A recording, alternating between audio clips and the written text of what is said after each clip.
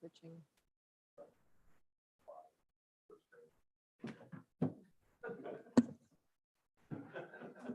Nice job. Okay. Hopefully everybody online can hear us okay. We've had some issues getting on there, so. Okay, everybody ready? Yep. Okay, I'm going to call to order the Yamhill County Board of Commissioners formal and informal session for July 7th, 2022. It is 10:11 in the morning. And Justin, would you lead us in the flag salute, please? I pledge allegiance to the flag of the United States of America and to the republic for which it stands, one nation, under God, indivisible, with liberty and justice for all.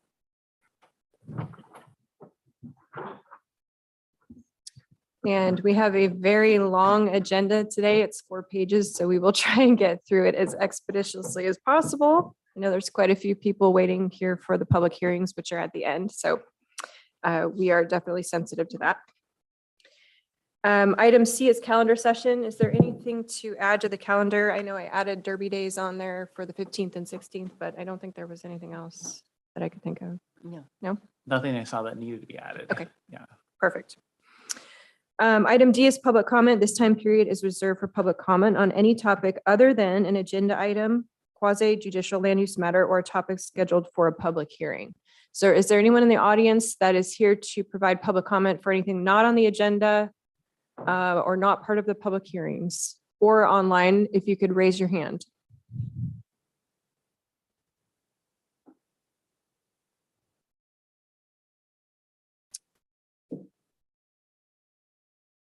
Okay, seeing and hearing none, we will move on to department updates. We have none. And item F is our work sessions. We have 2 today. The first one is a review and discussion of the strategic capital planning project. This is session 3, and I believe this is our final presentation from Sarah Architects. And so Well, seeing Cassandra. Go ahead and promote Cassandra.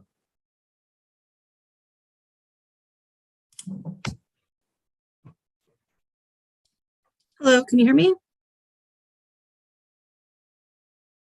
Oh, it is going slow, isn't it? Mhm. You have more patience than me. Oh, can you hear me? There we go. Hello, can you hear me?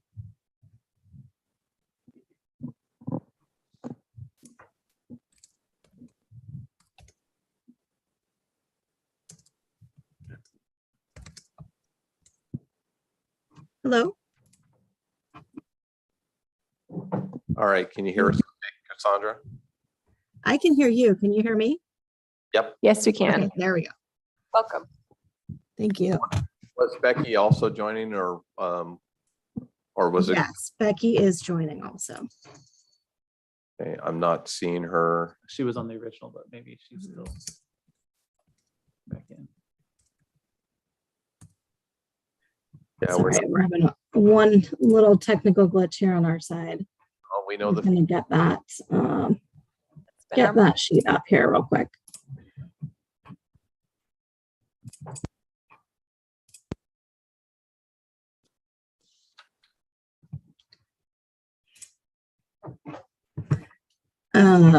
So I'm going to go ahead and start presenting, and then we will see if we can get access to that sheet. We may have to switch and have Becky present at that time. So let's see. No. So I don't think she can.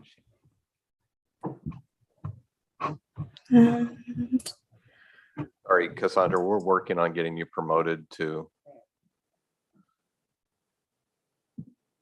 joining as a panelist. Now you should be able to share. Okay, I think that is, yep, looks like it.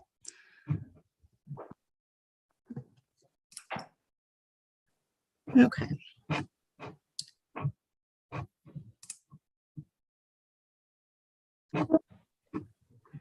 There we go. Okay. Is that showing? Becky's joined. Was that a yes? We can see this? Yes, we can see that. Okay, great. Thank you. Sorry, I'm having a little bit of a delay on the audio here.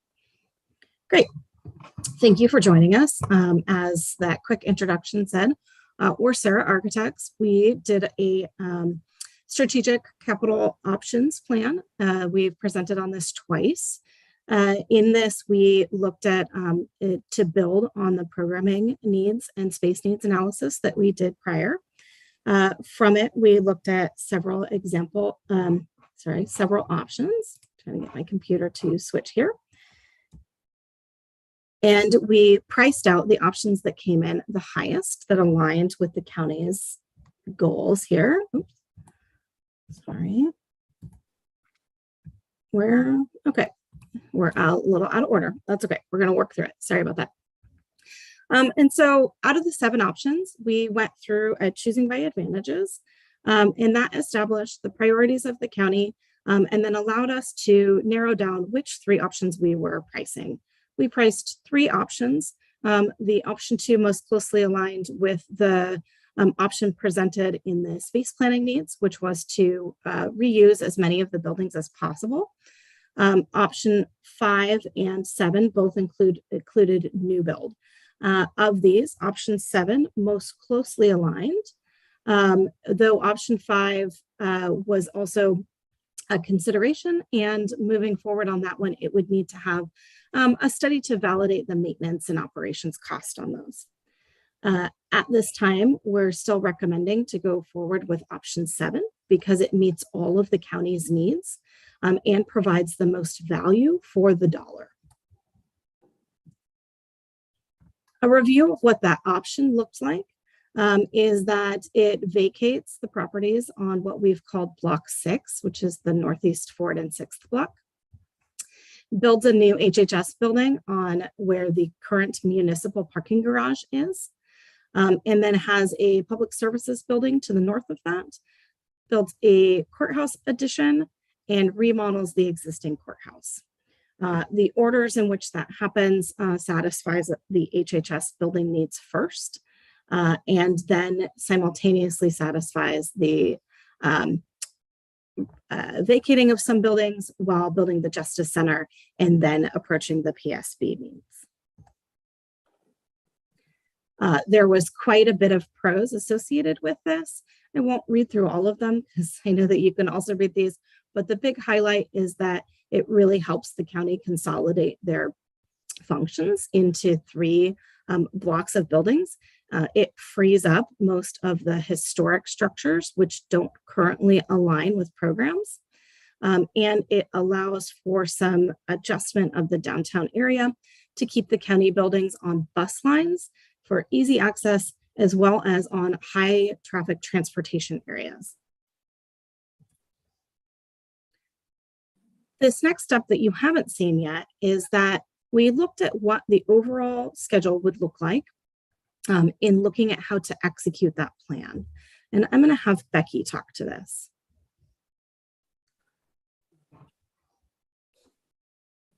Oh, is she able to talk to this? Sandra, I'm not sure. Oh, here we go. Now we see Becky.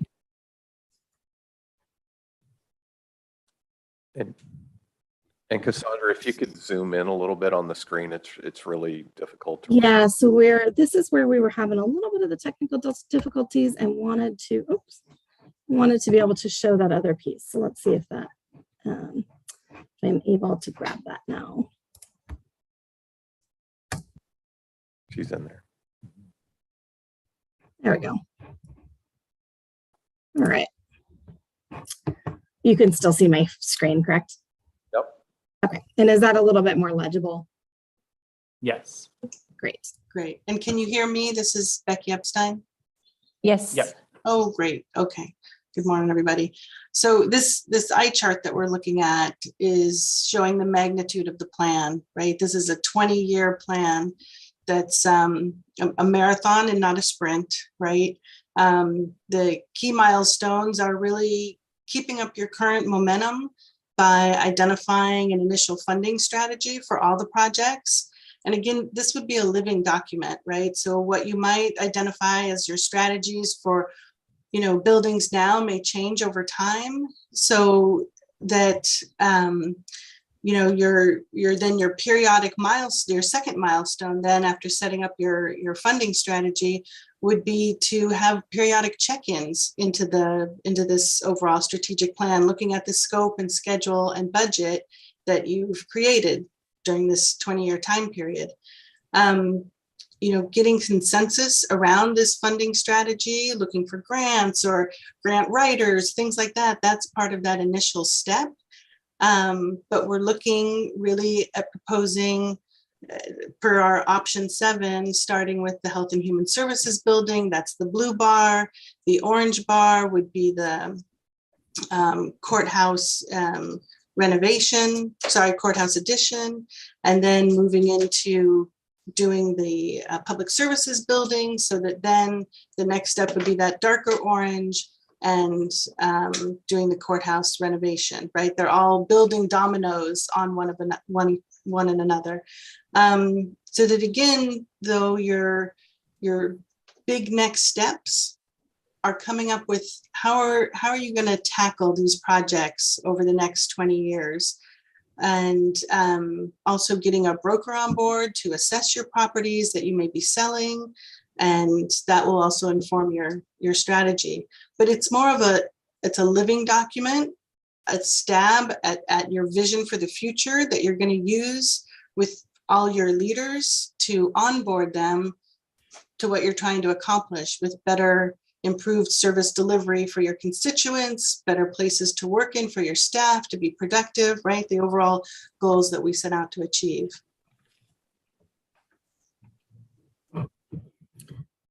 Thank you, Becky. Yeah.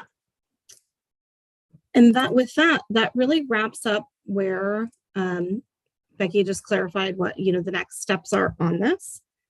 And so, just recapping that, we're establishing that funding strategy, soliciting a commercial broker, and then obtaining that buy-in from everyone to make sure that this is a shared vision that we're moving forward with as a living document. And with that, we would like to take any questions. Great, thank you. Commissioners, any questions? No, I appreciate the work. I was remarking to somebody that you guys must really know what you're doing, because there's just so much that goes into making these assessments. So thank you for this. Thank you. Commissioner Kula? Yeah, and I will say on my end, this is Commissioner Kula. Again, I really appreciate it. And I appreciate seeing this laying out as this is a 20-year plan, and it allows us to both build consensus among us, but also have a document that we share with future commissioners, and Right. No offense, Ken, but future administrators as well, potentially. Yeah.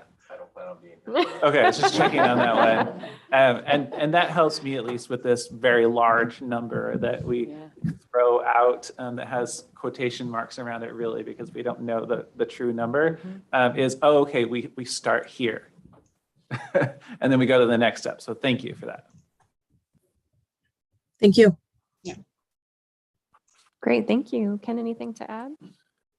No, I think, again, I want to thank Sarah Architect, for all their work that they've done on this project, and then also to our leadership team and everyone who's been involved with this project. There's a lot of work that's gone in both to the space needs analysis and the capital planning, and helping to chart kind of a path moving forward.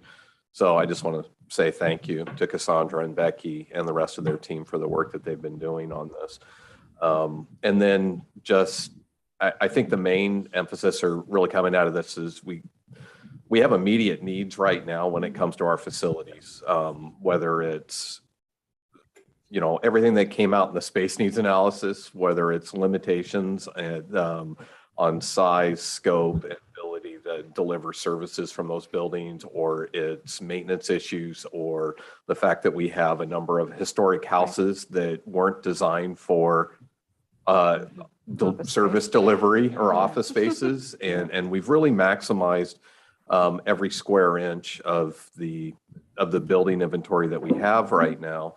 And also, I don't want to leave out the courts as well, because again, with our obligation around providing a courthouse and with the court operations, they have come forward and have specific needs for an additional courtroom and possibly, further expansion of court services. And so there's a lot of needs that we have right now that we've identified in charting out this plan and recognizing that we don't necessarily have funds specifically in the budget to run out and implement this plan tomorrow. We have to find a balance of both maintaining our current inventory and making those improvements so we can continue to deliver services. But I also think we need to be aggressive moving forward and having the discussions on the next steps, because even that 20-year timeline is still a pretty ambitious timeline when you're talking the size and scope and what's all included in this project, and hoping that Justin and I have already been talking about this, identifying potential funding strategies, having further conversations so we can start looking at initiating the next steps in the project. I think anybody who's worked with me for any time know that I don't like going through planning efforts to develop a plan that sits on a shelf. And we do have specific needs, and we are going to be looking to, we really want to implement this plan.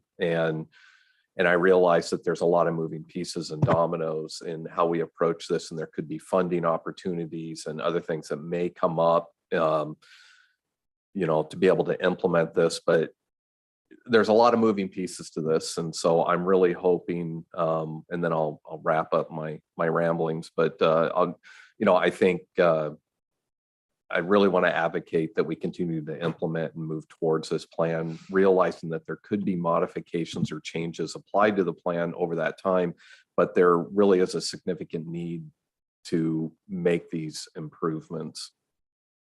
So, Thank you. Justin, did you have anything? Chair, it'll be related, so Justin may have to answer. Have you identified Justin as a quasi project manager for this? Do we need to have somebody in that? I mean, it's not really a project manager, but to be communicating with brokers and making sure department heads they're identifying their grant funders and right. Justin is already been leading this effort and working with Sarah Architects, and then also with his oversight of the facilities department and a lot of the overlap with the internal services.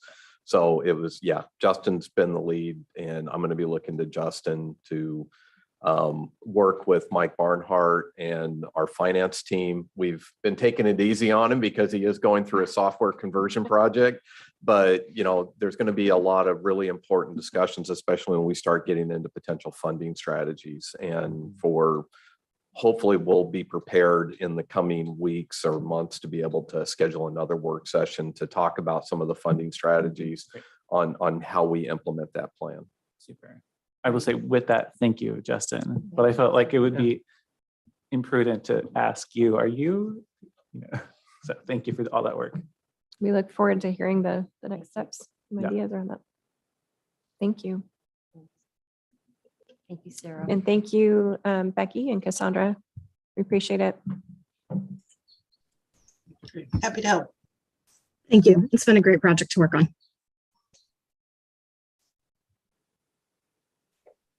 And I know this is a really large final document and plan that we received, but we are working on having this information. We're going to create a section of the county website where we'll have this information, both the space needs analysis and this capital plan.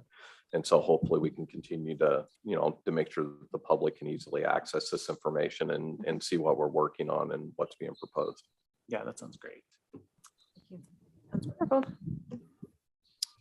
Okay, is there anything further for this particular session item? Nope.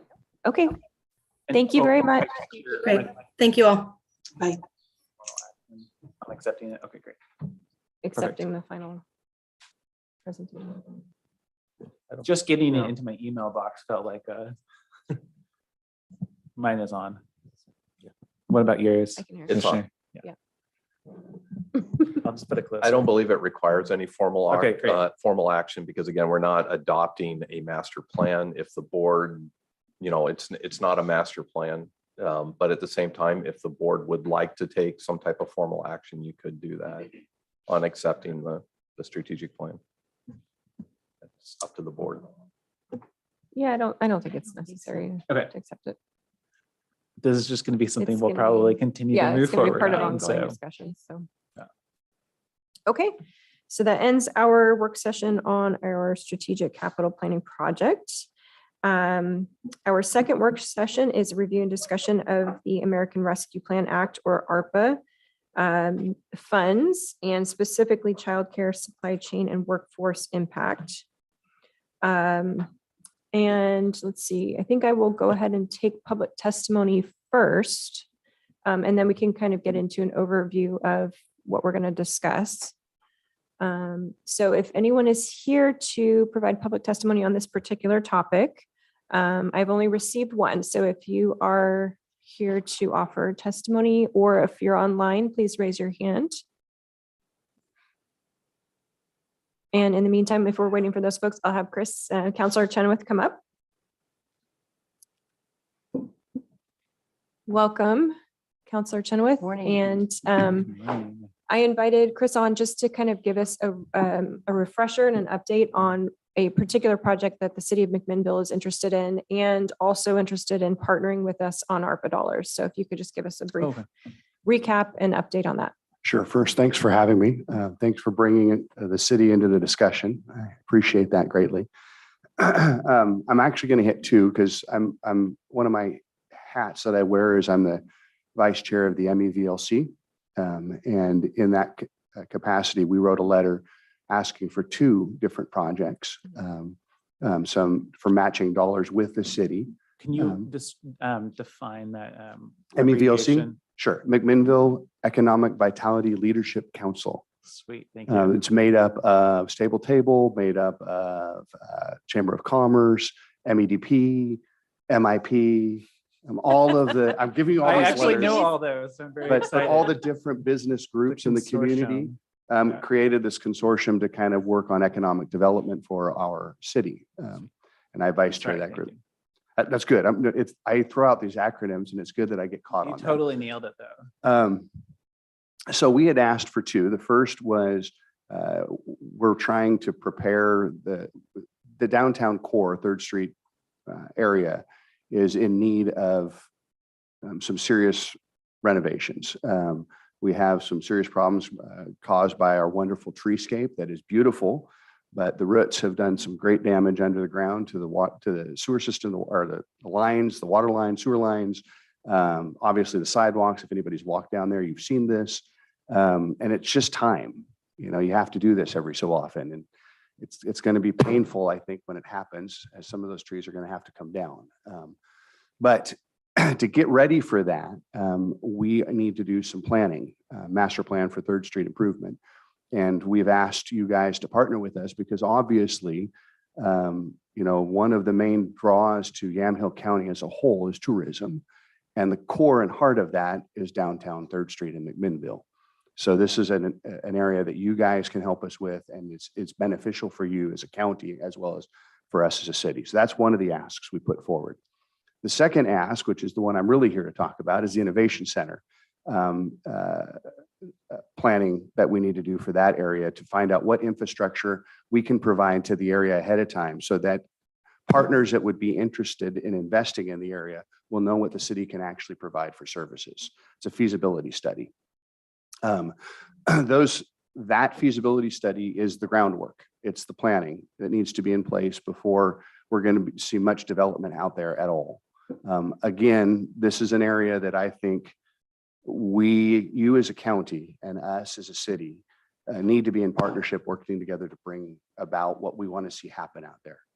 I'm going to digress on this for just a second to hit in why one of the reasons we need to be working together has been covered in the papers. It's been talked about in other areas, is the concerns of what's going to happen during the development to the traffic on Highway 18. There has been some misinformation I don't know that it was intentional, but there has been some things said that really are not accurate to what's going to take place out there.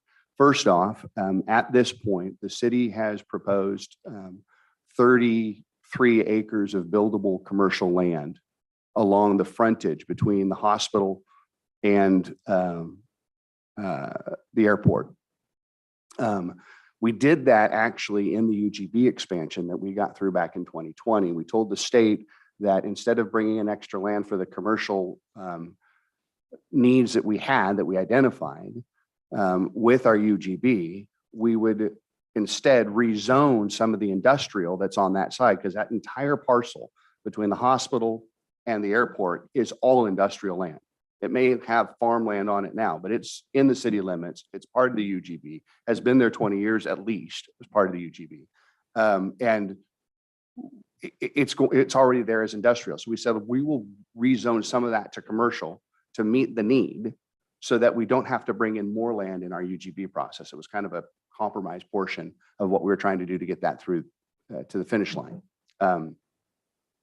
That 33 acres is needed for this as commercial for multiple reasons. Number one, we need it to supply services to the people that live out there. It's way underdeveloped. We don't have a gas station. We don't have a grocery store. The people that live out there, if they need gas, have to come all the way back into Mcminnville, the opposite side of town, just to get gas if they want to go to Salem. Doesn't make any sense. So we need some commercial land out there in order to provide services in that area. That's just one example, but there's multiple of why we need it there. Secondarily, since that land came into the city, it hasn't developed, and it hasn't developed because it's too expensive for industrial companies to do all of the infrastructure improvements that's needed at the entry point, streets, plumbing, all the stuff that they have to pay for with their system development charges. They can't cover that and have it pencil out.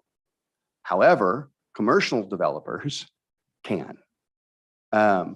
So that's a secondary reason why we want commercial on that front end. They will make the development and the necessary infrastructure changes that have to take place that will then open up the other 140 acres of industrial land we have on the back end of that, and make it to where we can start to develop that. And you all know what that's going to mean for our citizens to have those jobs, to have the businesses that are going to come in there.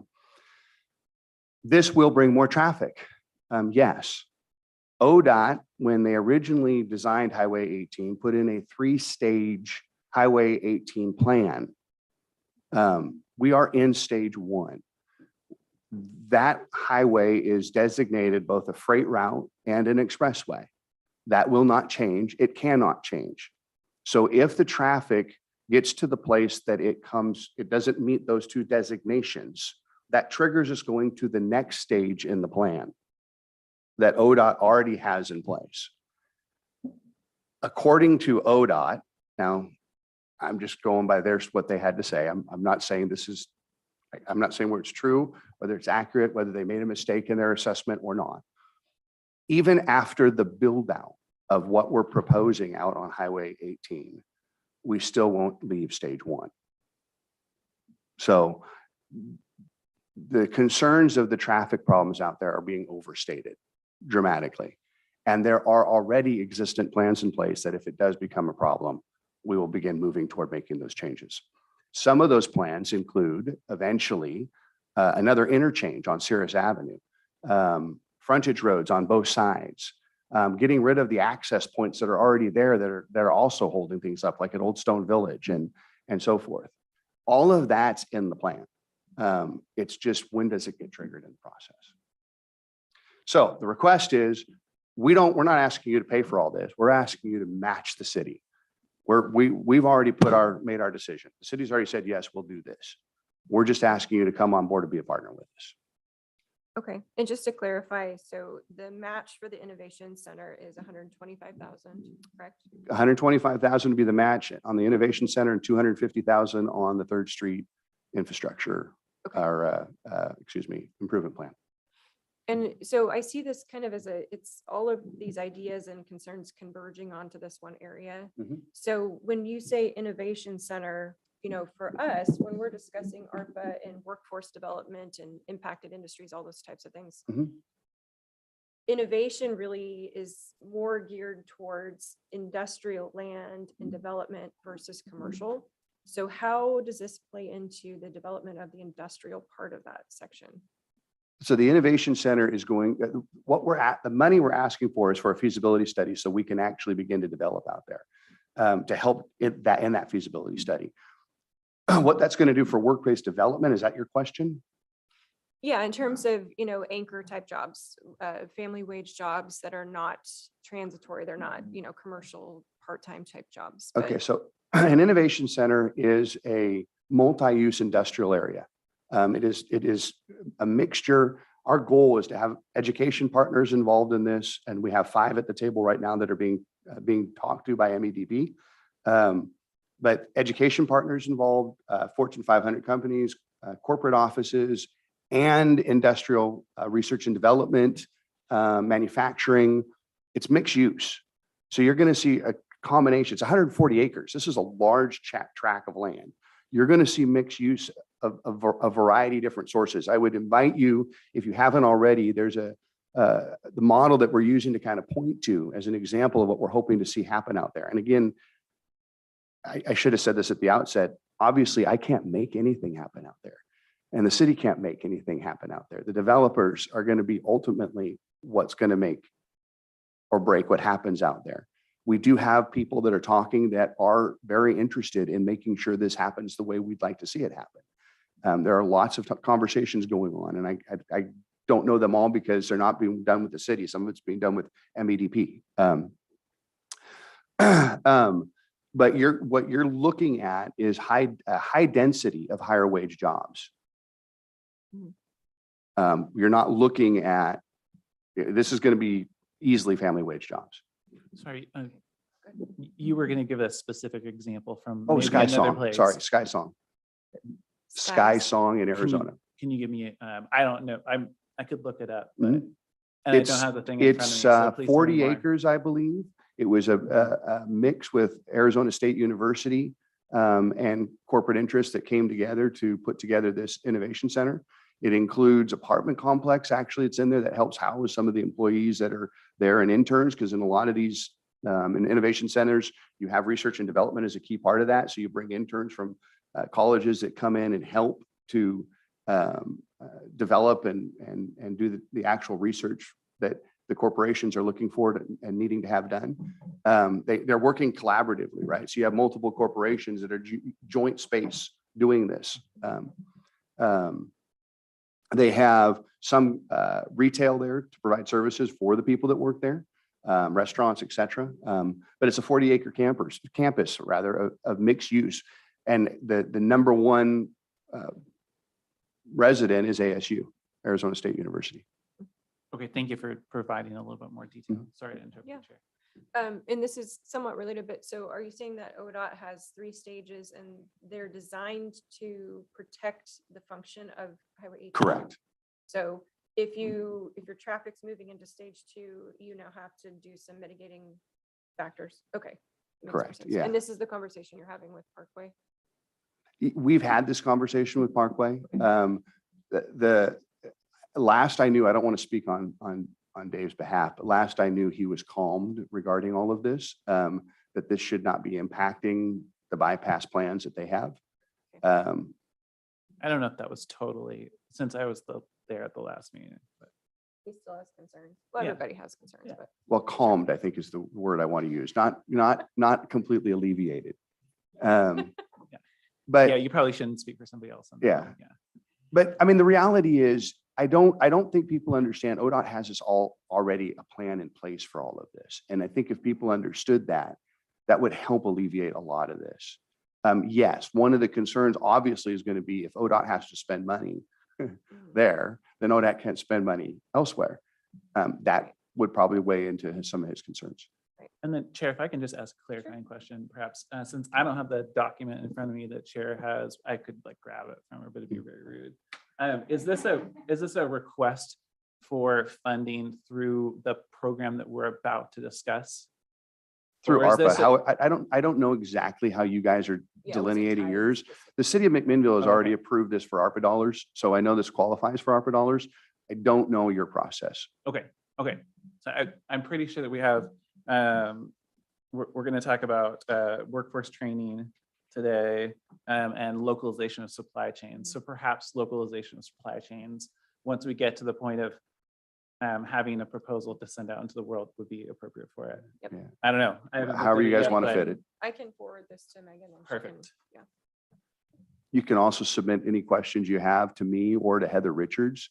Heather Richards has been doing a yeoman's work when it comes to this stuff.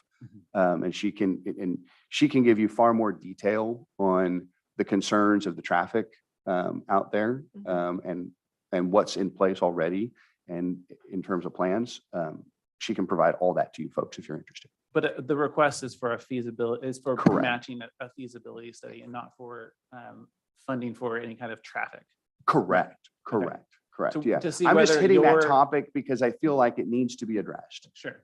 But to see whether an industrial facility, a campus, such as an innovation center is something that's even feasible for the land that you have identified, right? Well, more to see what utilities we can provide out there.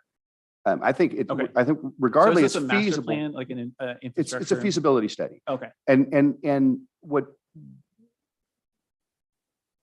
it's important if you've got a corporate company that's interested in housing themselves out there, they need to know how much broadband, how much water, how much electricity, what can be provided out there. Mhm. They've got to have that information. And at this point, we can't answer those questions. We Okay. can give them a baseline, but we can't tell them what the maximum capacity is we have out there. We need a full study done. Got it. Okay. Chair, I have a question. Sure. Chris, thank you. Counselor, thank you for coming. I appreciate this. In terms of the dollar amount for the asks, when you say the match, so you've already made a determination and allocated the money through the city Mhm. for the whole amount or for half? of I'd the rather amount? decline on answering that question at this time. Trying to Do you want to wiggle say out the of mic or this. something else? Can I ask though, did you guys? We want partners. We want to see the county come on board and be a partner with us. We feel like this is, particularly on the Innovation Center, this is an opportunity of a lifetime for this county Okay. and for the city. And we would like to see your name on there. Sounds like an excellent salesman. Yeah.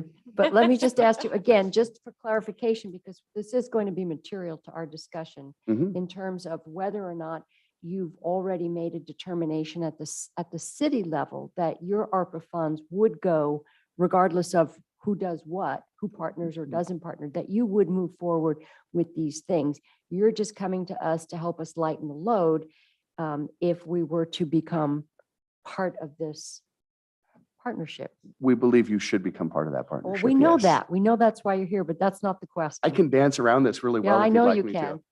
Well, some Um, of the grants, you have to show that you have local buy-in. So I understand. that. You have local buy-in. You absolutely have local buy-in. And it's going to get funded one way or another. Okay, that's all I need to know. Yeah. Thank you. I hate that to end up being a decision maker. To where you guys say, well, it's already going to be funded and therefore we're not going to meet the ask. That's the one concern I have in No, answering I that question. understand. I understand that. I just want to make sure we know what we're Yes. dealing with. No, it's funded. We are making sure this is going to be funded one way or another because both of these are very important. Yes. Third Street Improvement Project, if we have all that planning in place, then as these infrastructure dollars become available, we're ready to break ground. So we're going to be in the right pipeline to ask for the funds to see that done. And we already have 3 million toward that project that's been dedicated from URAC. So we're almost halfway to the funding for the project already. Okay. And I know that what that abbreviation is. So I didn't ask you on that one. I do want to ask you though, I like it when more people are involved in these things rather than it just coming to us. I'm going to do the annoying thing and ask, have you talked to the Economic Development Advisory Committee that advises the county commissioners on economic development issues? I have not. Okay. In all honesty, I didn't even consider that. I came straight to the commission. Yeah. So Well, the packet, and I think this was sent last year, so it's been a while since we've seen this come in. But the packet includes buy-in from all of the local sort of business agencies. So I can resend this, but Yeah, I mean, this has In terms of the wide support.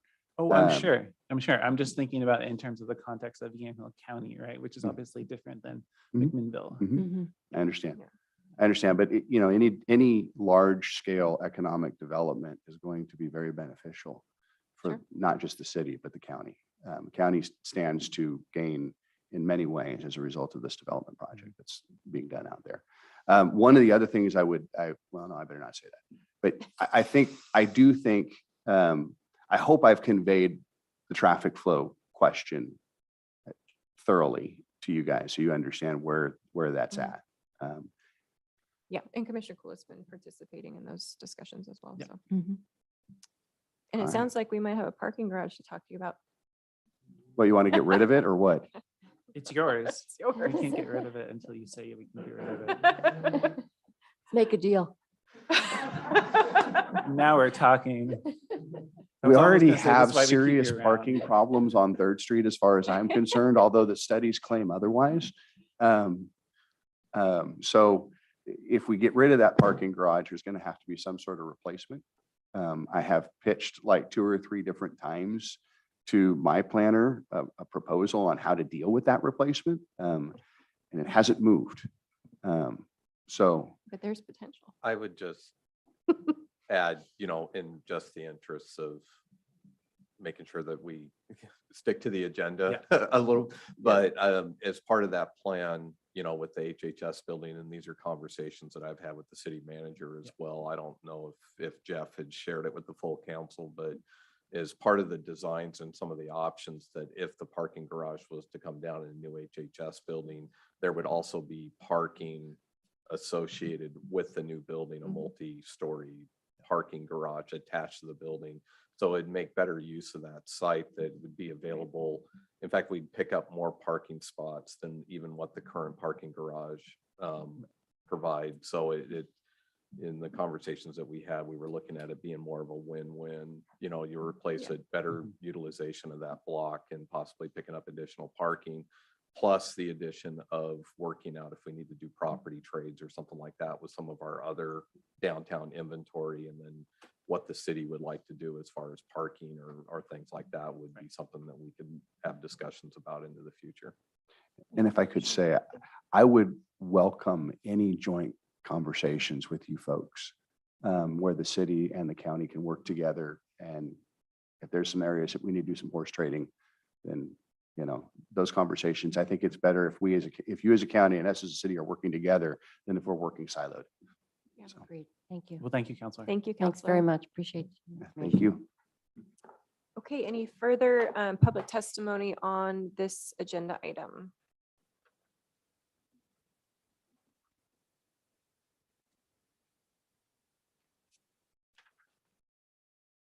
Okay, seeing none.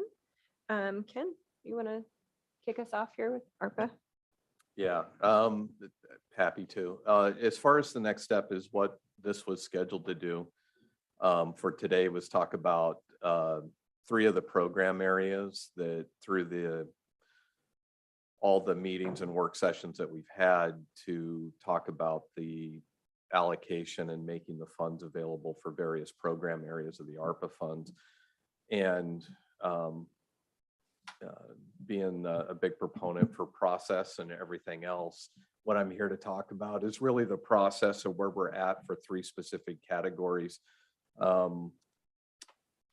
We did have $2.2 million identified for this particular category that was further subdivided.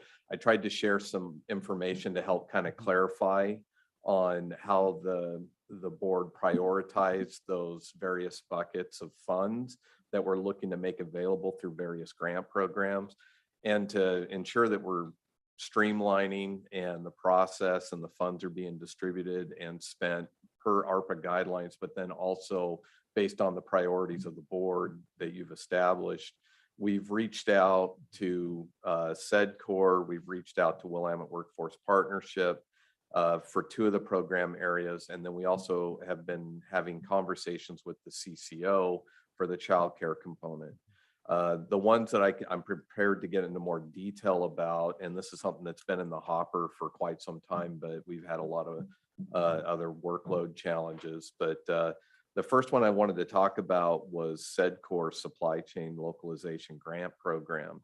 And we've identified $453,000 being available. And as the board knows, we've asked SEDCOR to help facilitate and administer that program and get those funds out within the criteria.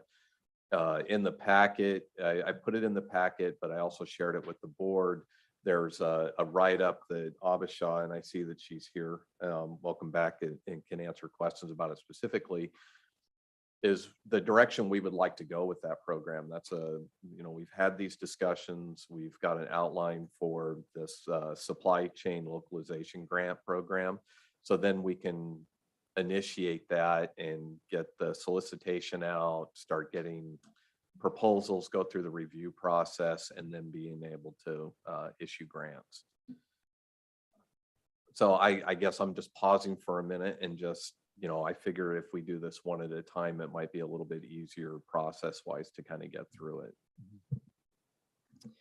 Well, I guess my question is, we've been having discussions with the Sheridan School District over the CTEC school. That is a major pipeline for workforce development training and future workforce.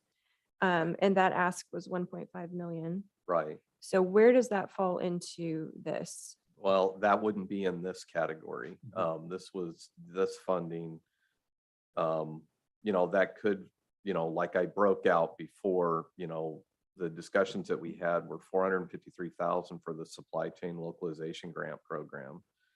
And then we had $180,000 for direct business grant for local businesses to apply for.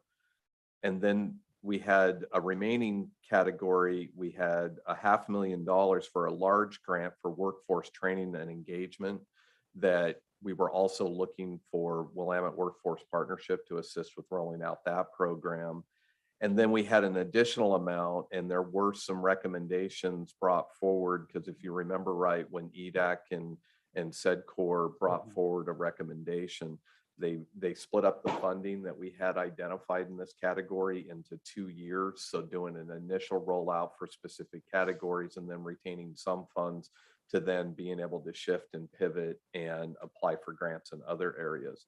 So when it comes to like CTEC and that type of project, I could see the $500,000 under that program being eligible to apply for that, depending on if that's awarded in one large amount or if it's multiple grants to help offset those costs that they have. Or there's also that remaining tier that hasn't been identified as well, that, should the board decide not to pursue other grants, you have that funding available as well. Okay, That's so great. this I was gonna is say that, so where the thanks. money would come from. There's no other bucket that we're considering. It would be out of this 2.038 It could be from million. the 908 unallocated. That was the second, quote unquote, second round, and or from the workforce training. Okay, So you got the 500,000 and the 905. Then the 500,000 was earmarked for workforce training, and then that other remaining almost $1 million would be something that we decide. And since the 500,000 or the workforce, I forget the total package of phrases around it, but it was really a workforce training. Perhaps it'd be good to have Avasha come up here. Yeah, workforce training engagement. But we also, admittedly, looking back on the conversation, we had the conversation that then led to EDAC providing this proposal to us, and thus accepting the proposal kind of without knowing about the Sheridan project. right. Okay. But I do want to know, Ken brought up the supply chain localization grants. And so we need to have this discussion anyway, but I know that you were hoping to get some action from us on the 453,000. Well, unless there's concerns about moving forward because there's other. Right. Well, do you want to go over that plan specifically? We've had such a busy week that we didn't get these documents until, last night. So I would feel more comfortable if we went over it either in detail or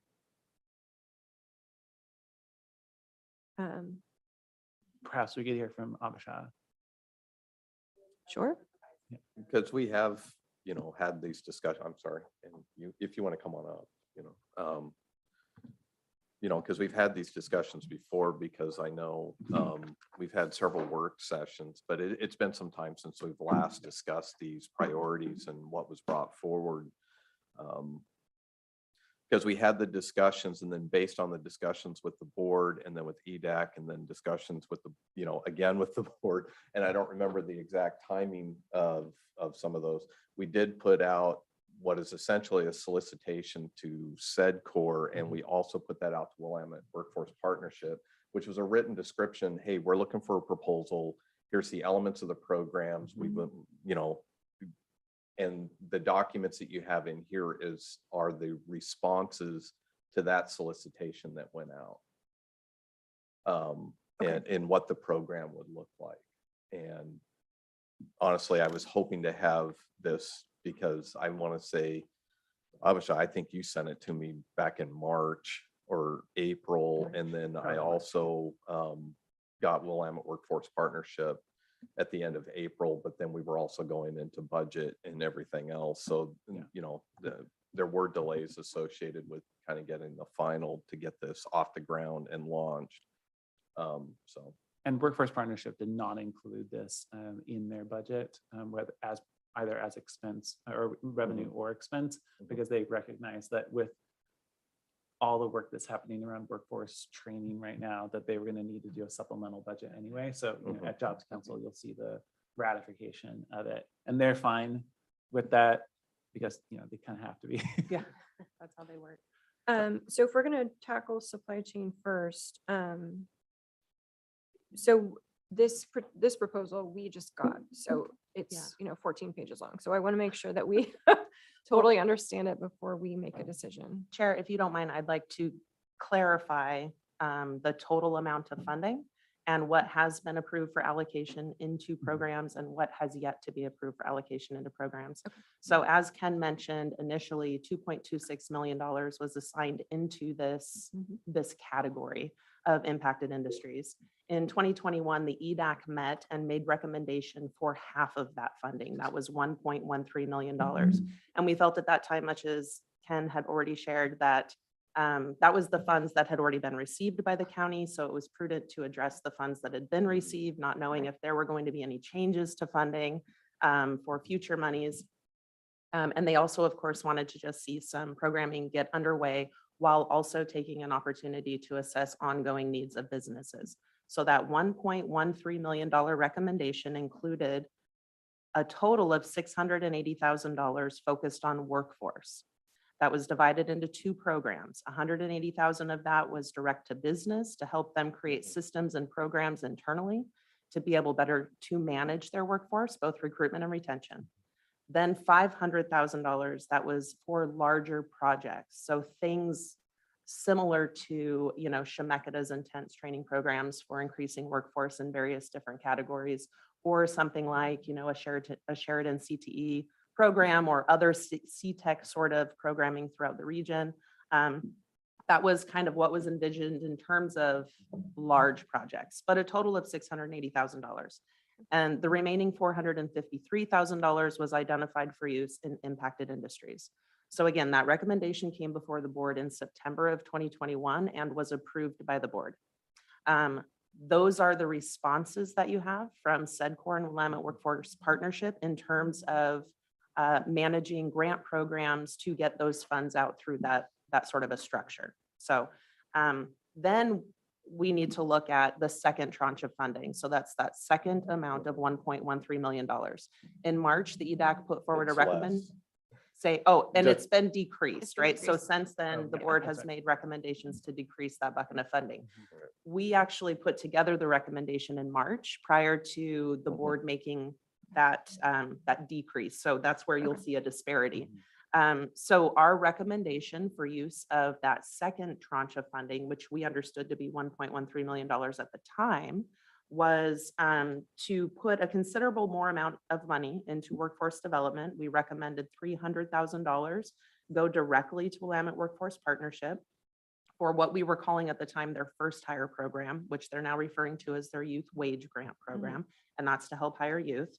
And that $416,000 be allocated into that large impact grant program for workforce development, bringing that large program total to $916,000, right? So again, things that we thought partners like CTEX and Chemeketa's and, you know, folks that are ready to do large training would be able to utilize. So that's that bucket. We're recommending get funded at $916,000. And then to also add an increase of funding to the supply chain localization grant, which would be $416,000, bringing that up to $969,000, $869,000. I'm sorry, I'm doing math in public and that's always dangerous. So the board has not yet discussed, to my understanding, and maybe Ken, you can update me on this, that second recommendation from the EDAC, which again was made in March, but not yet reviewed. So at this point, the funding, which again was $1.13 million, I don't know what it is now, Right. has yet to be approved for allocation into any of these programs. Correct. Yeah, just taking a step back, because I know that was a lot of numbers, you know, for today, what I had planned to discuss for the work session was really those three areas, because there's three, because we haven't touched the childcare yet. Because I look at, there's the two program, I lumped them together to two programs just based on the organizations we were talking to, but it's really three. But so you have the SED core for the local supply grants is really what I'm hoping to get a green light. So then we can proceed with the next steps in that. And then the Willamette Workforce Partnership, the direct grant program.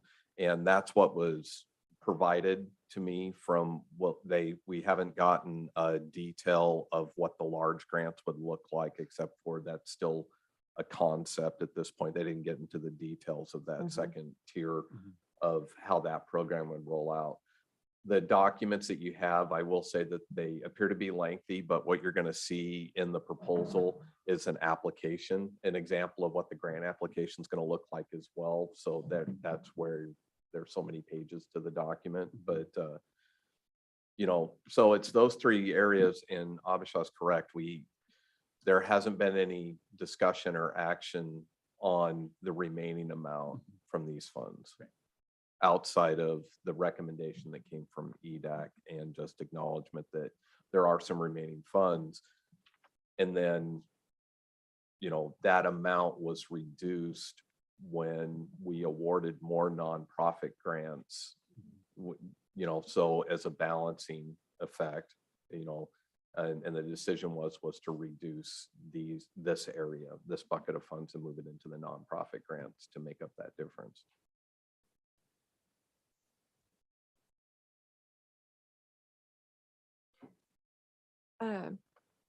Okay, so if I'm understanding correctly, we want to focus on the first two, supply chain and direct impact grant programs.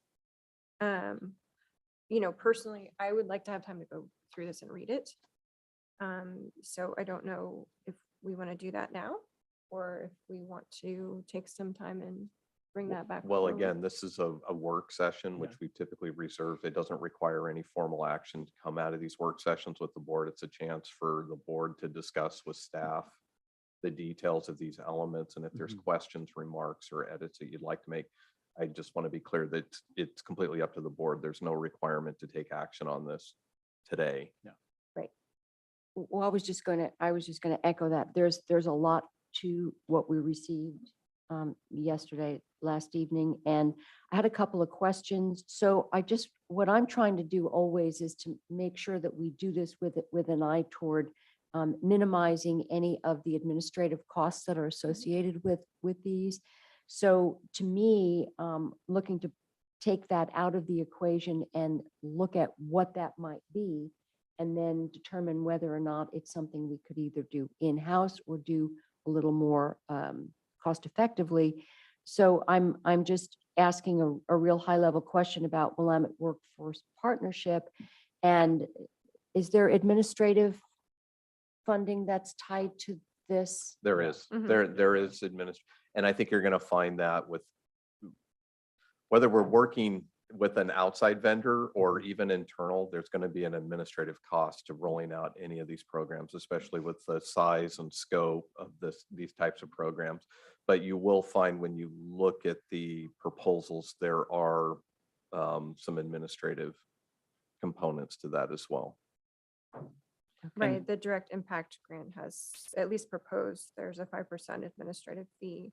But we had discussed with Suncor that as part of our contract that you would roll out supply chain Right. grant programs without a cost. Right, we've identified some funding that we can utilize to support the administrative burden for that program, so long as we're still on contract with the county. Okay, because you Okay. call that out in the information we We got. do, You said that would be included in your contract costs.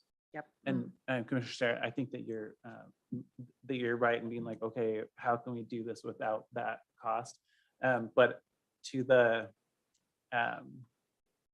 if, for example, the 500,000 or the 869, 869. if, for example, 869,000 went, we said we want to have all of this go to CTEC, the Sheridan project.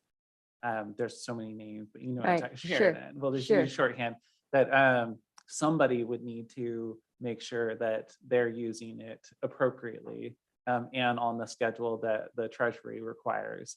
And because it's a workforce training, both what we're asking them to do with it and what they're planning to do with it, it seems to me that having the workforce partnership who's already has the experts to have them actually do the administration of that grant, even if it's just a lump sum to them, seems like the wisest approach.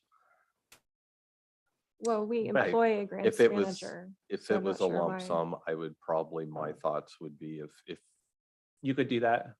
yes, Okay. yes. Sorry, I Because interrupted you. I would work with county counsel's Okay. office. We would go through the Super. process of drafting the agreement and then, because ultimately, no matter what, I still have to report Right. on the use of the Yeah, right. funds. Exactly. It still comes to Right. you in the end Yeah. for responsibility. Right. So if we can cut out any middlemen, we do have a grants manager, we do have an administrator who's ultimately the buck stops with him when it comes to reporting. Mhm. So I think we can, I would just like to take a look at what of those administrative funds we don't have to account in. And I don't know, I mean, certainly we want to streamline things, but I don't want to be adding administrative costs upon administrative costs if we Yeah. don't have to. And Commissioner, we're both on the Jobs Council. I'm on the Executive Committee of Workforce Partnership.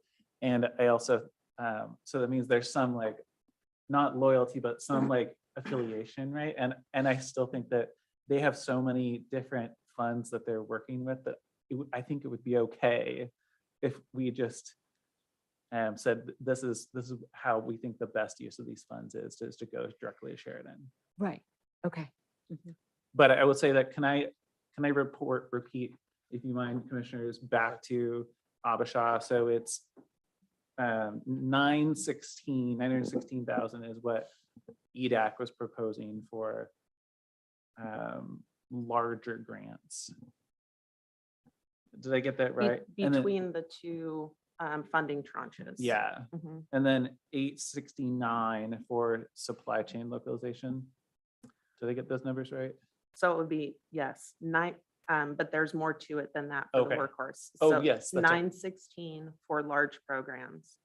180,000 for business direct programs, and then 300,000 that goes directly toward the youth wage grant program. Okay. And that's a new program. The EDAC felt very strongly about the impact of that program.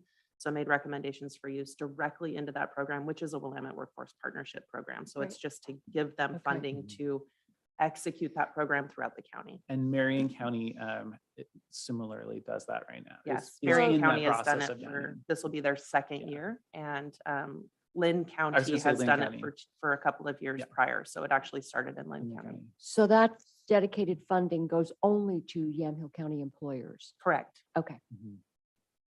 Yeah.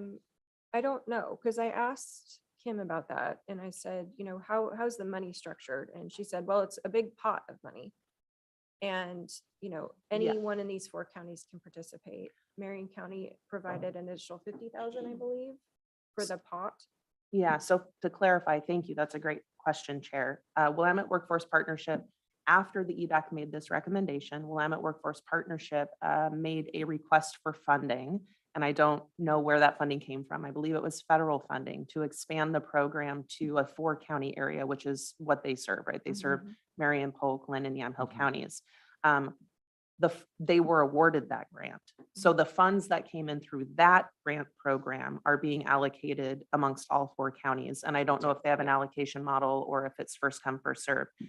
If the board approved the use of this $300,000 directly for that youth grant program, it would be just utilized for Yamhill County businesses. And that's not just summer jobs. Correct. It's not just summer jobs. However, it only covers, it's a reimbursement program for a certain dollar amount per hour for a certain number of hours. So it does kind of cover their training period, if you will. Yeah, it's a max of $6,000 for the award. And I So- think it's 1,100 hours, something like that. So it's $5 an hour up to a certain number of hours and only a certain number of employees per company. And then there's also a company size requirement. The EDAC has made request or recommendation to Willamette Workforce Partnership that they increase the age limit for participation in this program. It's currently the ages 14 through 17 as it's been deployed in Lynn and Marion counties, and we've requested up to age 19 so that more folks who are maybe having their first job but want to work in manufacturing, for I was example, gonna say that's a or really good in example of it. you know, exactly, in a job shop or doing welding or something like that. That youth Those can't do. sorts of environments can't hire youth under a certain age. So that would limit them from being able to participate in the program. So we've made that recommendation. But to answer your question specifically, this $300,000, if approved, would be used specifically for Yamhill County businesses. And it looked like Ken wanted to add something. Chair, go ahead, Mike. No, I'm just, I'm just gonna, again, just kind of circle back on the process and some of the challenges, because I think we've had, and, you know, and we've had a couple presentations and discussions today that are getting more into proposals about how do we fund things, and all the discussions that we've had and the framework. What I was really hoping to talk to the board today was continue to have that discussion around the process and framework around how we solicit applications, how do we have a review process, how are we determining the priorities and how we're awarding these funds, and without necessarily, and I know it's challenging because there's a lot of needs. We have these funds available. People would like to see the county making investments in these various program areas. The only thing that I just want to advise the board that a lot of the discussions we had around defining the processes is, you know, at some point, we're going to have folks that are coming forward that the board's going to have to say no to, or we don't have the funds available, or being able to determine where the investment needs to go. Does it need to go to Willamette Workforce Partnership, or does it need to go to the Innovation Center, or does it need to go to one of these other program areas? And a lot of the work that we were doing to help delineate and further filter, and what I was really hoping to talk to today was really about that process for the funds that the board has identified for these various program areas, that we would go out, do an open solicitation, organizations, businesses can apply for those funds. It would go through a vetting process and it would come to the board, and then you'd be able to make a decision on to award or not to award, much like we did with the nonprofit grants and the water and sewer infrastructure grants. You know, again, I'm trying to advise or recommend that we adhere to a process, because I think, you know, at a certain point, you know, we have this large amount of funds, but it's not endless. There may be questions about the process. We need to look at the sustainability of those programs. Are they going to adhere to the ARPA guidelines? Are we going to be able to report on that? Do they have the capacity to implement those programs? So, and I'm not speaking to the presentations that we had today. I just, again, what I would like to recommend is make sure that we take a step back and look at processes on how we make those funds available. Now, I know ultimately it's the decision of the board on how you would like to proceed, and if there are specific projects or categories that you would like to see these funds directed with, you know, if the board takes action on that, staff will implement and work with that organization and get the funds out the door to support that program. But again, I know in the early discussions around the SEDCOR, with the $22 million that the county received in direct allocation, the board really wanted to both prioritize in certain areas, but then also wanted to make sure that there was a variety of investments that were taking place. And what I have before you and what we've been working on is based on that direction that we received, is the various programs. You have business, you have water and sewer, you have rural broadband, you have childcare, you have all those elements that are rolled into the SEDCOR program. And so again, I just want to, you know, what we're looking at, and it doesn't require, like I said before, a decision today on the process. And if you want to have time to look at these proposals, I think what I'm asking for is some direction, or if there's questions around the process, or if the board doesn't like it, and if we need to go back to the drawing board, I'm open to that as well. But again, I wouldn't be in my job if I didn't remind on processes and how we go through this. You know, I know a lot of it's bureaucratic red tape at times, what we have to go through, whether with RFPs or procurement and everything else, but it does really help ensure that we are making informed decisions, and it's compliant with ARPA, and I'm able to report on that. And then ultimately we want to make sure that it's has that economic and benefit to the community as well. So. Chair, if I Go may, since what is before you today is the proposal from SEDCOR on managing the localization of the supply chain grant, if it would be beneficial, I can give you a quick overview of what this proposal entails, and an opportunity to just ask a couple of questions, or as I see it, maybe answering some questions that I see coming. Would that be helpful to take just a couple of moments to run through that? I'm seeing a thumbs up from Commissioner Kula. Yeah, And a that wink would be too, don't helpful. forget the wink. Yeah, it would be helpful. Okay. I think the process is probably a secondary conversation after that, but Yeah. let's at least get through that and see if we can. Great. And I believe you'll see some of the same sort of language in the proposal submitted by Willamette Workforce Partnership, because if we kind of just skip through the first couple of pages that we'll come back to, and we go down to page 3, the next couple of pages, so page 3 on, is really all about just that legal language, right? So compliance for ARPA management of use of these funds. And it's fairly boilerplate at this point, because you will have seen the majority of this language in the nonprofit grant program. This is the documentation that goes in front of applicants to say, in order to be an applicant, you must comply with these requirements, right? So as you kind of look through, there's fair labor requirements, there's NEPA requirements, there's audit requirements. We refer back to the federal guidelines and documentation for where they can find additional information, record keeping requirements. The reason why we're submitting this to you is so that you can understand what we are requesting and expecting and managing in terms of making sure that applicants understand what their requirements are. It continues on to civil rights. And I believe on page 5, you'll see where we talk about eligibility of applicants. So again, this is a supply chain grant program. This is talking about localizing those core supply chain pieces, right, for our existing industries, onshoring activities that we deem being really valuable for maintaining our economic health or growing our economic capacity.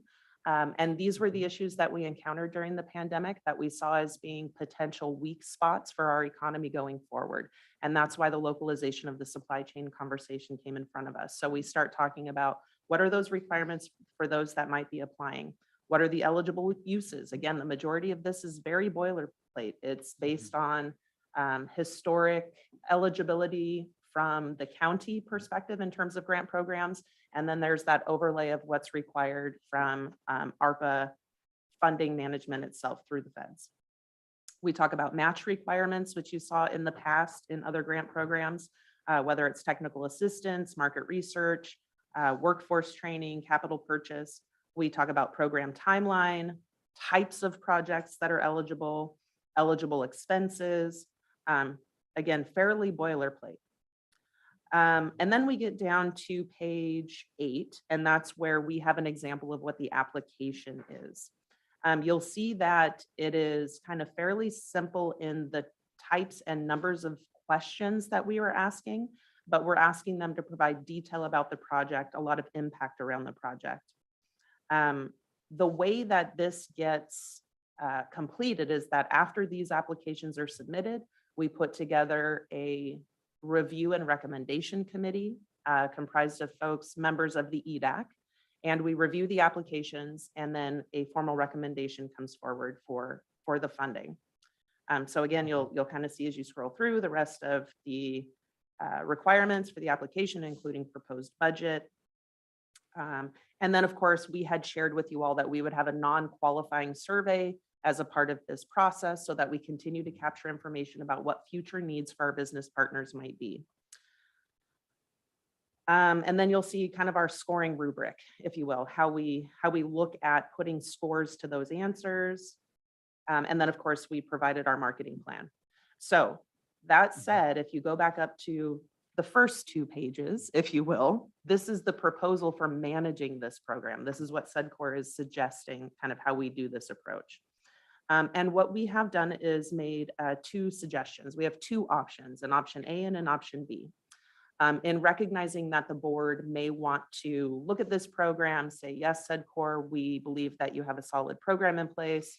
We believe that, you know, the EDAC is prepared to support in making strong recommendations. We would like you to manage the entire program from front to back, including issuing of the checks and follow-up and reporting.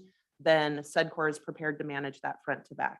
If, however, the board would like to have more involvement in the decision-making authority, then SEDCOR recommends that we take the path of us managing the program from the beginning, right? So marketing, application, review, and making a recommendation for funding to the board deciding on whether they accept that recommendation or they would like to fund something else. And then the county would then take on the back-end administrative functions of issuing the checks and following up with the reporting.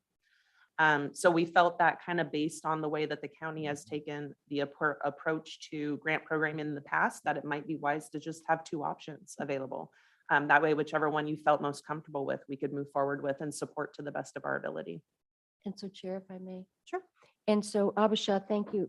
So with both of these, there's no additional cost to the county. I mean, this all falls within This all your falls contract. within funding that we've identified to support this function for the county. Yes. Okay, and then Ken, I would ask for your input on the options and in terms of workload for you, if you would weigh in on a preference. Well, I think the big drive, make sure my microphone, I think the big driver would be how much involvement the board would like. I think if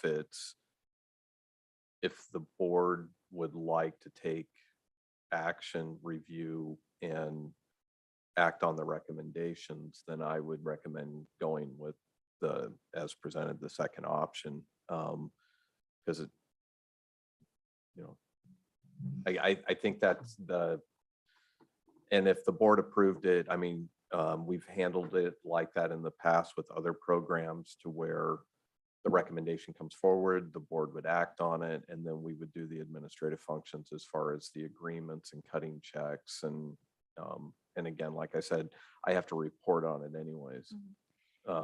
So, Because when Abisha said she would take care of the reporting, that still doesn't take it off your plate in any case. no, I ultimately, no, I still have to do the reports. Whoever is administering the program, it's just a component of the work that's involved with it. No matter what, any reports on the use of ARPA funds ultimately is the responsibility of the county, and I do those reports.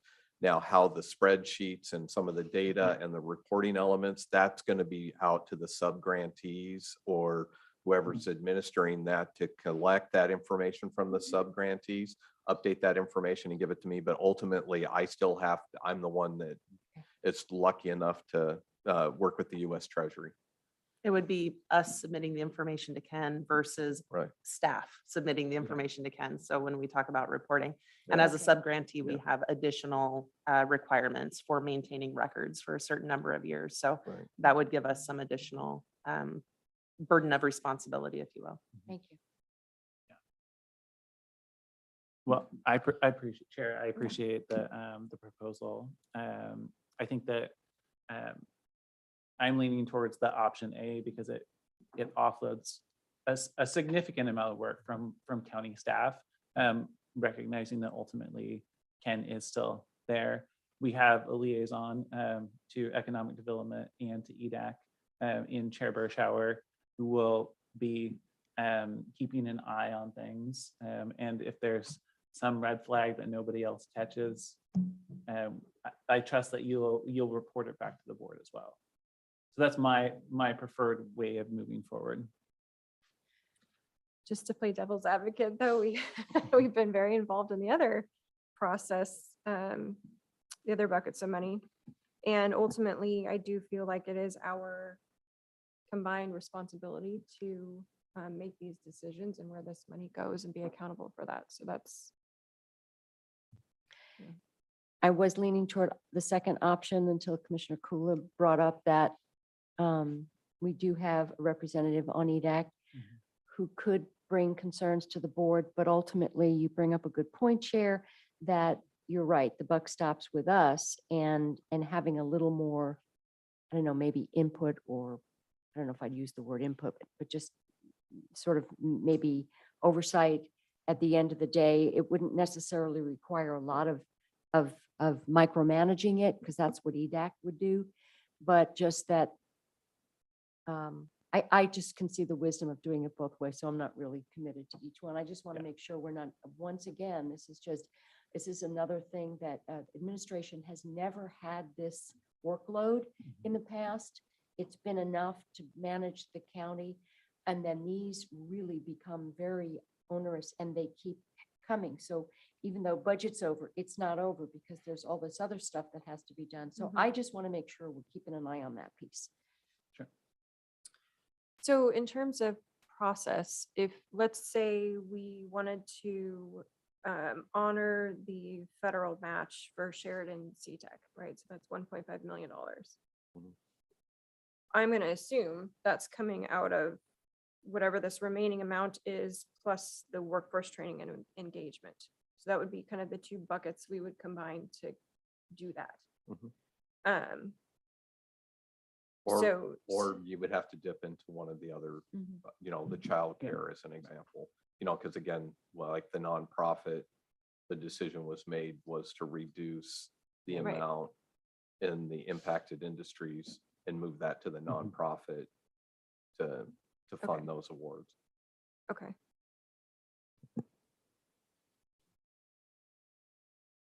We also can start with an amount and then,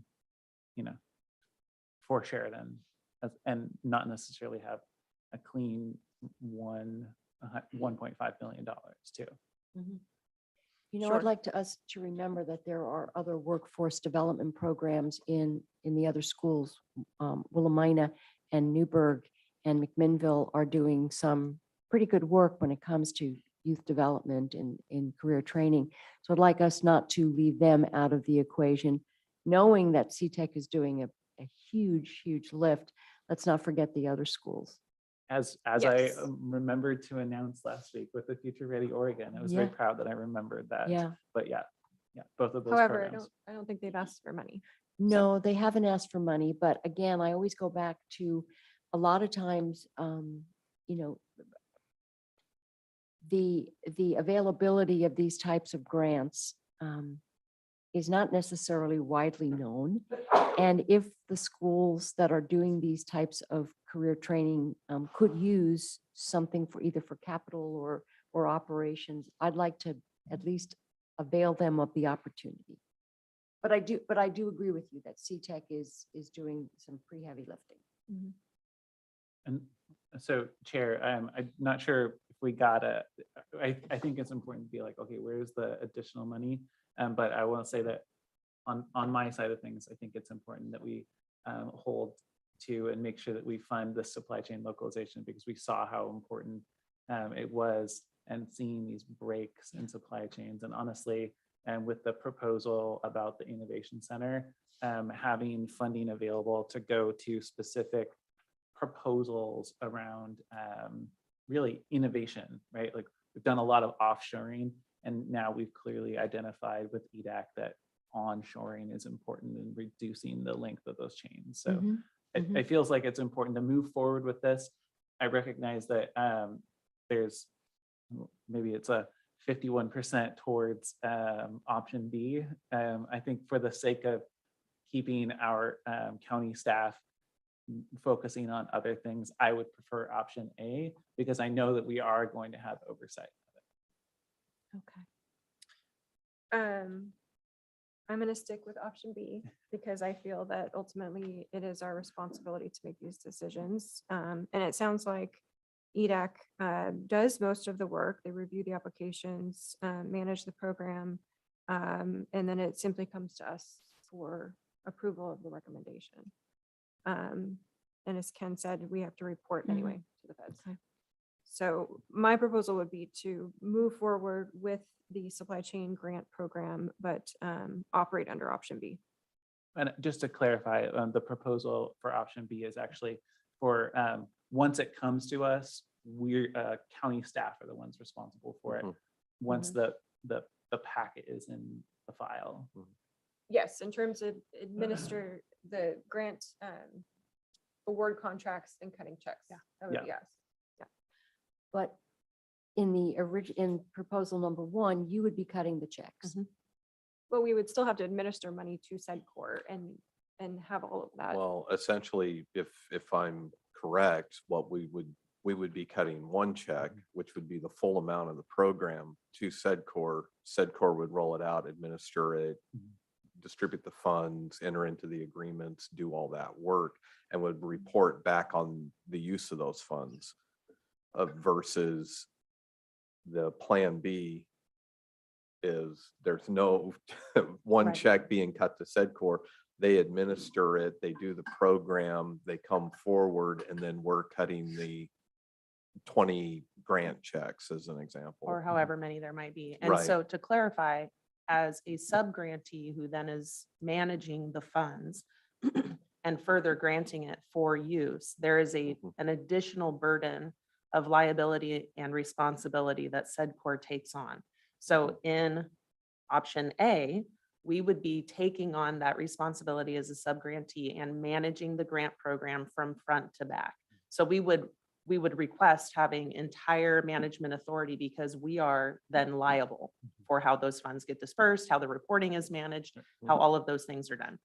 And that's why we said, okay, well, let's look at another option if the board would like to have more engagement, where we just manage kind of that, the workload, if you will, right? For doing all the marketing, for managing the applicants, the applications, the review, make the full recommendation from the EDAC, and then give it to you as, kind of here's the recommendation. And so we're trying to manage as much of the workload as possible up front, but then the county would retain the burden of kind of liability and responsibility for those funds, which is why we say, if you would like to have that final decision-making authority, then it would then go back to the county to issue the checks, contract with the recipients, and kind of do all of that sort of follow-up. So just to be clear, Chair, so we do ultimately have the responsibility of this program, regardless of who is going to administer it. So ultimately, what I'm thinking is that we do have at the end of the day, the oversight in approving the recommendations. So that wouldn't change under option one. It would change because under option one, we would not bring the recommendations for Oh. funding back to this board. We would say, the board has approved our program, they have approved our areas of focus, they have Oh. approved our approach. Then the EDAC would make recommendations for funding to SEDCOR. We would then Yeah. approve and cut the checks and Sure. move in that direction. See, yeah. yeah, that would not be, I think we'd sort of be abdicating our responsibility. Is there a way to do an option 1B, which would in essence, just sort of bring it back to the board to sign off on, and then ultimately back to you to continue and to finish the administration? The way that we see the approach is that if we bring this program to the board saying, this is the program we're going to run, and these are the guidelines we're going to use, that is your opportunity to approve how those funds are going to be utilized.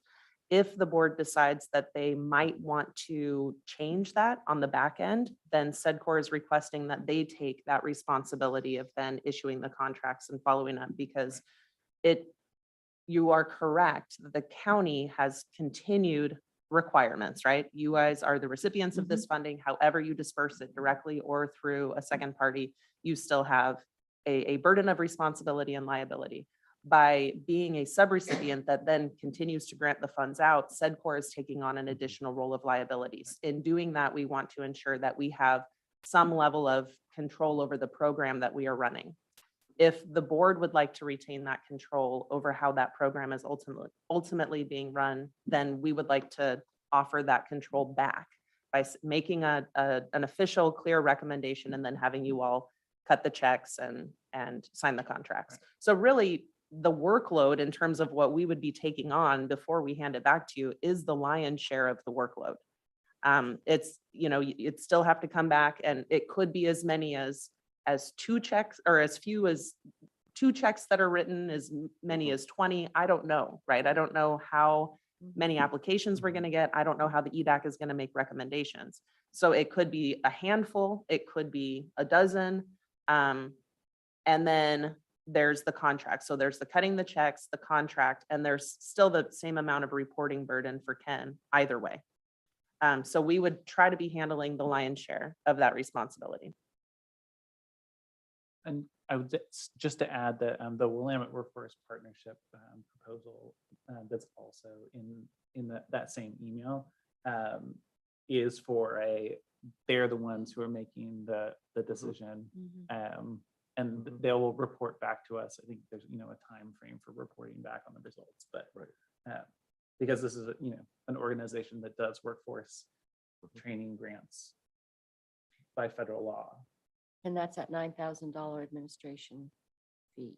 That includes, Includes, yeah. But in terms of making the decision over who gets a direct grant, that's part of their proposal as well. I'm Right. just, if history is any guide, we've been down this road before and it was bumpy. So I want to make sure that, if that's our level of expectation, that we maintain that throughout the rest of administering this money. Yeah, because I do like having the lion's share of the work being done, not by county staff, but I also think that that the board needs to be able to say at the end of the day that each one of these has been approved by the board. I just SEDCOR is trying to be a good partner while still managing our own exposure. Sure. And so we have a business to run as well. And so we're trying very hard to be a good partner. And there's in no this. way for you to maintain that level of administering the program without the ultimate sign off from the board?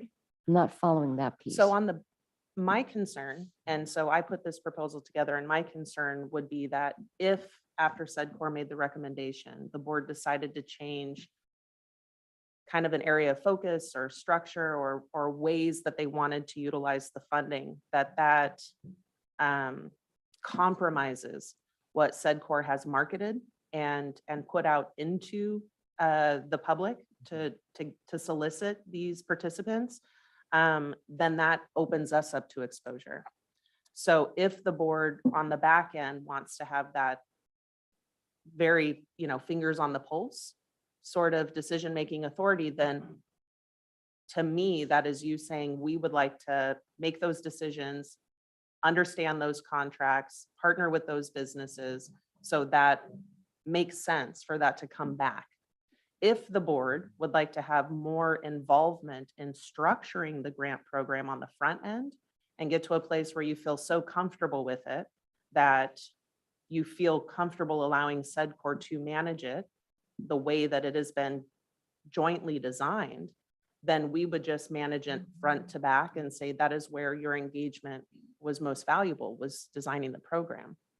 Yeah, I don't think I'd be comfortable, only because Yeah, we had that's that fair. situation. And then when it came to us, it really did have an entirely different impact than I think, at least what I was thinking in terms of making sure people had food or shelter. And those were things that were important. So You're it referring was to a- the nonprofit Nonprofit. grant Yeah, program, the which, and that nonprofit. was an internal program. So, Right. so you Yeah. always had that final decision-making authority. Yeah. Sure. So I just think that it's not always that cut and dry or that Sure. linear.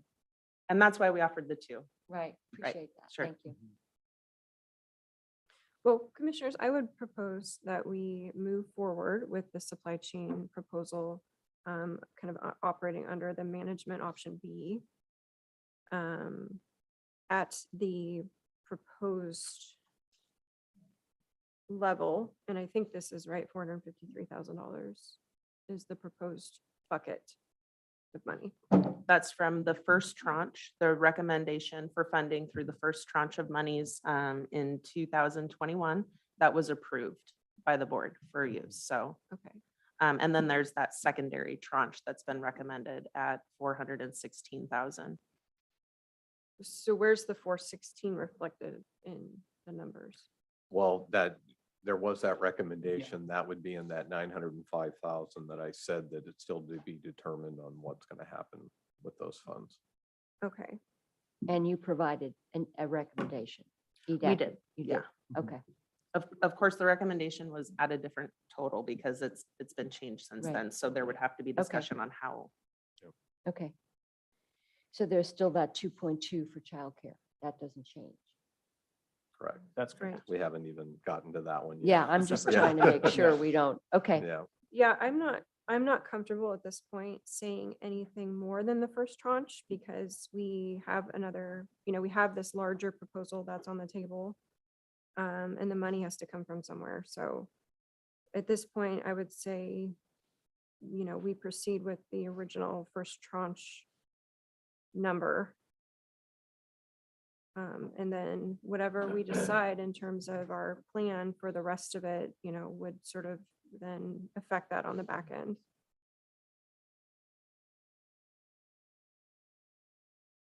Are you talking about 453 or 416? The first tranche of money was 453. And then the second tranche is, the number is grouped into that 905,321. But if we're considering Sheridan C-Tech, that's where the money would have to come from. I see. So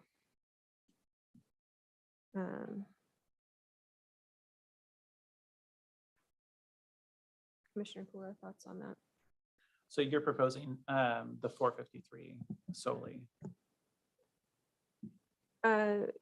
Yeah, unless, we can have the Sheridan conversation now. I just think that we need to reserve. If that's not going to happen today, we need to reserve funds in order to have that conversation. We can always increase supply chain if we want to.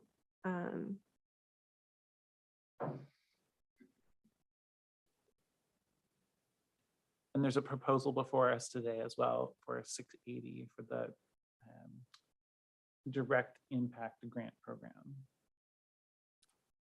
I think that's 180. Is the It's 500? 180 plus the 500,000. So yes, 680.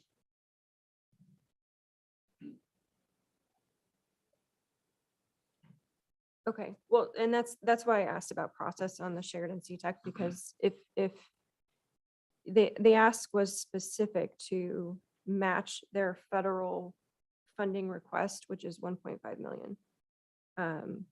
So if we are going to consider that, you know, that obviously affects everything else. In terms of the buckets of money.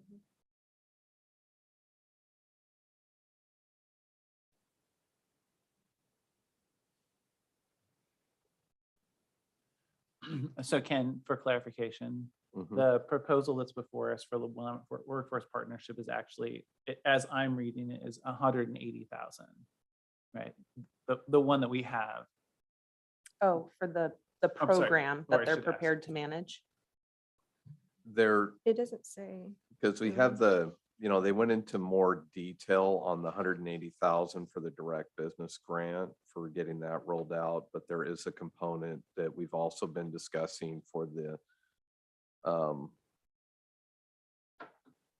additional $500,000 that was identified for the larger grant.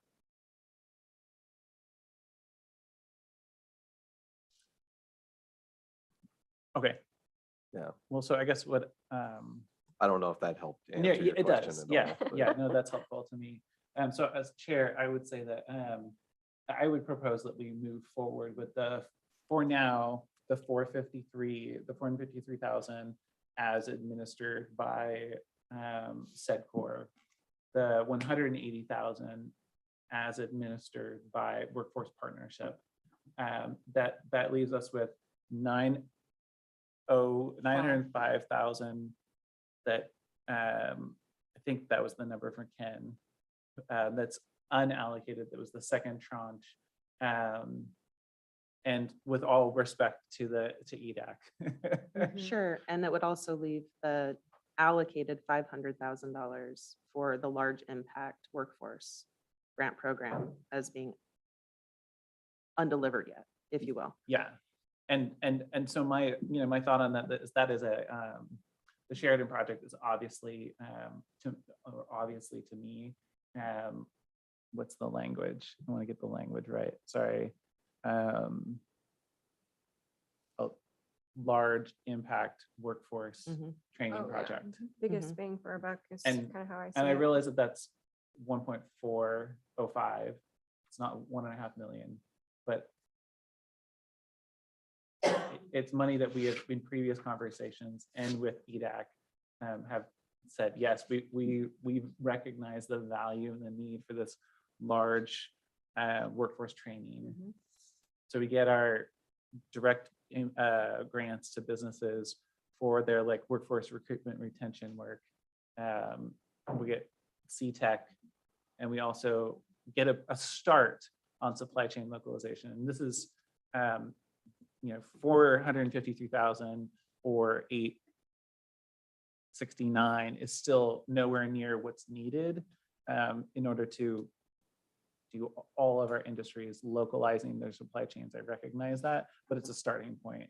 And I'm hoping that it's something that we continue to have as a priority, right? Yeah, it's a great seeding incentive, and certainly the state and the federal government are both looking at programs to support those sorts of activities Right. in Like chip specific production. industries, right? In specific industries, but recognizing the value. So Mhm. it's certainly a good start. So clarification, the 905, so what are we looking at in terms of what CTEC ultimately gets? I mean, they're not going to obviously get 1.4, 1.5. Well, I was That proposing is that we the take that proposal. 500,000 of large impact workforce training. That's we've had discussions with Workforce Partnership about, but allocate that. Adding that. Yeah, so it's 1.405. 1.4. Okay, I That's see what you're fine. saying. Yeah, all right. Yeah, okay. Okay, And Ken, I realize that we're derailing, but hopefully we also are Mhm. able to do like, here's the process for that, here's the process for this, and then Yeah. here's here we also make sure that this priority, which fits within EDAC and the Board of Commissioners, still gets allocation. And Chair, I'm sorry, you were about to say something. well, I just wanted to clarify your proposal. So the SEDCOR supply chain grant program in the amount of 453. the Willamette Workforce Partnership Direct Impact Grant Program in the amount of 180, Mhm. and then a direct grant to Sheridan CTEC for 1.405. Yes, which would be that, I forget the name of it, Workforce training and plus engagement. the unallocated, Right. as yet Mhm. unallocated, comma, with all due respect to EDAC. Right, exactly. I would be in favor of that. The only thing is I have some questions about the Willamette Workforce Partnership proposal. Just because these are direct grants to businesses and they range from $10,000 to $30,000 each. Mhm. And the purpose is for recruiting and retaining, which we've had some discussions around lately, which can be, handing out big bonuses to people that are coming on board, which I'm not sure is really the intention of what we want to do with this money. This was supposed to have generational impact. And so I have some questions. Maybe we can invite Kim to come on and answer some of those in the next meeting. But on a high level, I am in favor of your proposal, Commissioner. I was just gonna want to say, clarify, yeah. Because I don't want to put Willamette Workforce Partnership on the hot seat or the question, but what they proposed is based on an inquiry that we sent to them as far as the grant programs. We've had discussions with them about the elements. So if there's questions around the scope of work associated to the grant program, the board should say, this is what we want to see the funds pay for, and this is what we don't want to see the funds pay for. Sure. And then the grant administrator, would then act on that scope of work that would be part of that agreement. Yeah, and with respect, I have had a chance to review their proposal and I recall it having something in there excluding specifically those types of uses. Yeah. But I know that you just received that. And so I think it would be valuable to have that conversation with them to, like Ken said, right? So submit the request for a proposal with those guidelines in place would be really valuable. It's, the proposal is to fund things like, subject matter experts, the cost of training materials and programs. It says funds may not be used for wages or capital expenditures, and any spending must comply with the ARPA. Okay. Training Well- to HR staff. And that was a recommendation made by EDAC as well, is that it not go toward bonuses, which create this kind of competitive back and forth job hopping potential Right. that we're trying to avoid promoting. And I forget the workforce training phrase for this, but there's been a lot of work in the past done around providing, a grant goes to a business, but it's really to somebody to train staff who have, say, entry-level skills and are running like a brake press, to train them to run the robotics and maintain the robot. So that there are folks who can, say the robot operator keels over or has to take care of kids, that then this person is able to step into that role and then have a progression. So that was one of the things that they've trained in the past that I can see this money going towards, is getting a more full line of training for staff. And it could look like something, bringing in a consultant to help a company develop a retention program that might include offering insurance or 401k benefits or childcare support programs, but helping them to develop the structural framework within their organization to provide that sort of support going forward. And there's a lot of small businesses that just don't have those HR sort of staff on duty or that internal ability to create those programs. So it could look like something like that, which is feels to be a lot more long-lived in terms of impact for our local community. So not to complicate things further, but if EDAC recommended the youth wage grant program Yes. in a separate recommendation, would it be beneficial for us to essentially move this pot of money to that instead? It's less than what they were recommending, but So that $300,000 recommendation is a part of that $905,000. So if that were being utilized for a specific program, then it wouldn't be on the table anymore. Right, I'm just saying, because Willamette Workforce Partnership already has the structure in place Oh, for I'm the youth sorry. wage grant program. Are You you know, saying if- utilizing that $180,000 for that. towards youth wage grant? I think that there's value in both of those programs. And so the question then is to the board in terms of the impact that you would like to see for use of these funds based on those recommendations, which you feel are more impactful. I would, and I know that feels like flipping the question back on you, but the EDAC feels that both of these programs have a lot of value. Okay. And so now we're dealing with a lot less money. And I don't have the EDAC here to answer that question and make a recommendation for how they would recommend that $180,000 get divided between those two programs.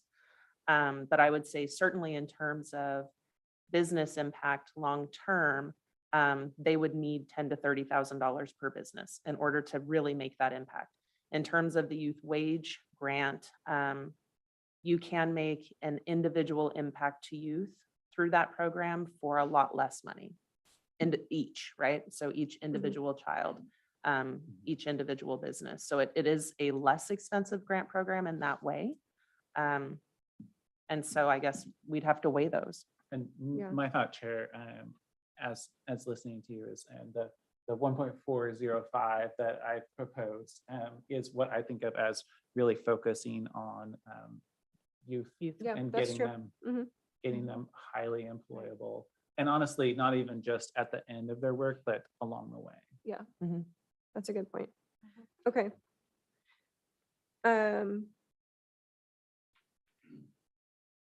Okay, so, I mean, I still feel like it would be good to have a conversation with Willamette Workforce Partnership about this particular program, just so they can talk Yeah. about what they envision these grants going towards and that kind of stuff. But how are we on consensus for moving forward with these sort of three proposals that Commissioner Kula brought up? I'm okay with that. Okay, Great. And I will say that on the workforce partnership side, we at workforce partnership meetings, we have discussed it, kind of what they're planning. And I think they're just waiting for us. So I think that an outreach to the executive directors with your specific questions would be good, but I think they're not going to grant this money to businesses for retention and recruitment bonuses, because that's in their proposals that they won't do that. Okay, I Yeah. saw that. The other Yeah. question is just if we had more specific questions, because I know they talk about culture and working with HR and those types of things. And I just want to make sure that for instance, the smaller businesses who might not be that sophisticated in their structure would still be able to take part in this. Right. I think that's one of the kind of examples of how the funds might be used. So. Okay. And it's funny, I'm just recalling, I think it was an executive committee meeting, but that Commissioner Pope asked about this because there's money in other pots for work like this. And he said, why are we changing culture? It may not have been Commissioner Pope, maybe it was Commissioner Morehorse, but Kim, the executive director, her response was, and staff was like, well, this is about retaining employees. You know, these are people who are already trained. And if we can't retain our employees, we need to go out and somehow recruit new employees into a culture that maybe doesn't promote the retention of employees. So whatever we can do to find out what the thing is that's valuable about changing our internal culture, whether it's just that we spit too much or not. If I may, yeah. because I want to be sensitive to the time. And we've got 2 land use hearings and still a lengthy, or 2 hearings and a lengthy agenda. But I also think it's really important. I just want to make sure before I start asking staff to pursue or start going down a path, or asking outside organizations to go down a path, is to make sure that I have a clear understanding of the direction that the board is wanting to take. So if I understand correctly, so the $453,000 for the local supply chain grant, with the second option that the board still maintains authority in approving it, and it'll be staff's responsibility that post recommendation, we're going to administer the programs moving forward, is the first element.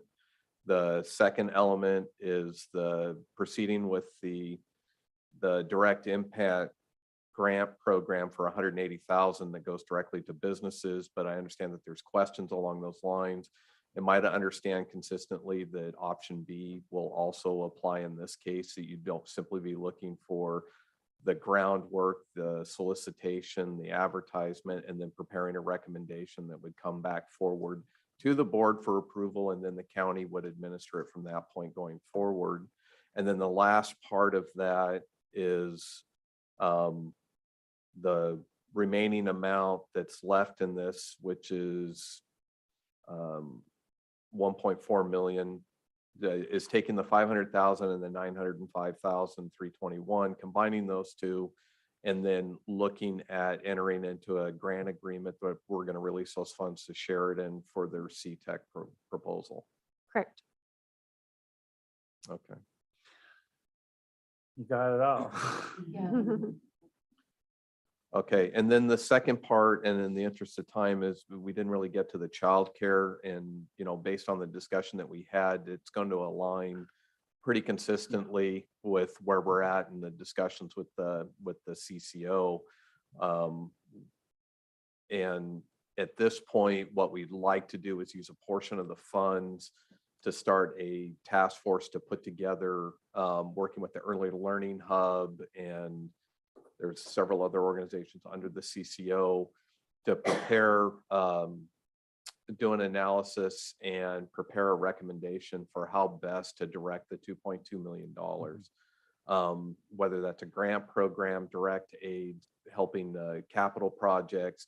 There's a lot of questions out there, and what we'd like to do is make that initial investment, much like we're doing for the rural broadband project, which is first working on that plan, providing that recommendation, and then developing a grant program as the second part of the use of those funds. And I'm looking at that would probably be another one, depending on the outcome and the size and scope of the grant, that probably the county would be administering. That sounds great, Ken. That's Okay. how I pictured it and understood things to be working. Do you have a sense, and Chair, sorry, do you have a sense of how much it's going to cost? 10,000. And do you probably need approval then from us, or do we? Not for that amount. Okay, perfect. That's within my approval authority. I just want to make sure that the board Okay. is supportive of that plan going forward. We'd work with the CCO and we would author, we basically have a contract for $10,000 to at least start the initial Right. part. Yeah. Because we're going to want to move pretty quickly on that, because also remembering that there's timelines associated to all of these ARPA funds that were, as far as when we have to have them spent. Right. Okay, yeah, that makes sense. Sounds good. Thank you. Thank you. Thank you. Abhishek, thank you for all the work Thank you, and Abhishek. feedback, and also for just exposing us to the Sheridan CTEC program and what Yes. they're doing out there. You light up when you When I go talk through about it. when you talk about it, and it's really very exciting. It's a great Um, Thank program. you. Yeah. I'm Thank really you for happy your that work we're on able that. to partner with them, and Commissioner Kula, thank you for bringing that forward. So, Yeah, I Thank thank you. you for your consideration for all the Thank you. recommendations from EDAC, and certainly for the proposals put forward as well. I know that there's a lot of things to weigh in this decision-making process, so thank you for doing that for us. Thank you. Thank you. Thank you. Chair, Okay. can we take a break? Yes, let's take maybe a 3-minute break so we can roll right along. We will adjourn at 12:12.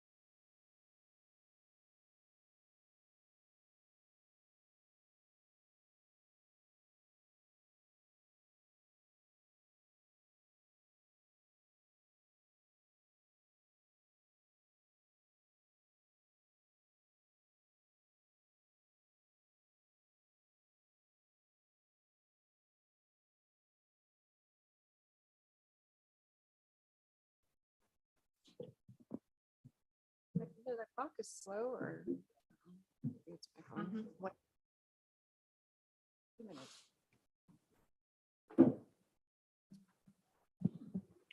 Okay, we are back and resuming the Yamhill County Board of Commissioners formal and informal session for July 7th, 2022. It is 12:17. And I didn't actually close the work session out, and I just remembered that we did not discuss Counselor Chenoweth's request in our discussion for the economic impact ARPA funds. So do we want to quickly address that? My feeling is that with the two, and remember the Innovation Center was 125,000, the Third Street improvement was 250,000. I feel that the Third Street improvement is really a city matter. It's and it is focused around the urban renewal district, which is what the city passed. So in my mind, that's sort of a city function. I don't see that really as an ARPA function. But with the Innovation Center, I suppose that a feasibility study for any type of industrial development could be considered economic impact. But at this point, we would have to pull that from something, whether it's childcare or something we just sort of gave direction on. Yeah, Chair, I would prefer to see the proposal, take a look at it and maybe ask a few people around kind of what the situation is there.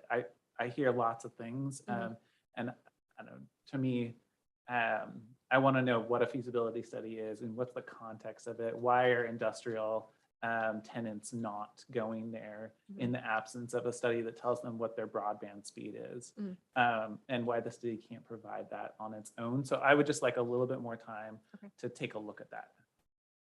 I had questions along the same lines. If we're any developable piece of property that is devoid of infrastructure, it is going to have the industrial partners or the commercial partners or anybody looking at what the cost would be.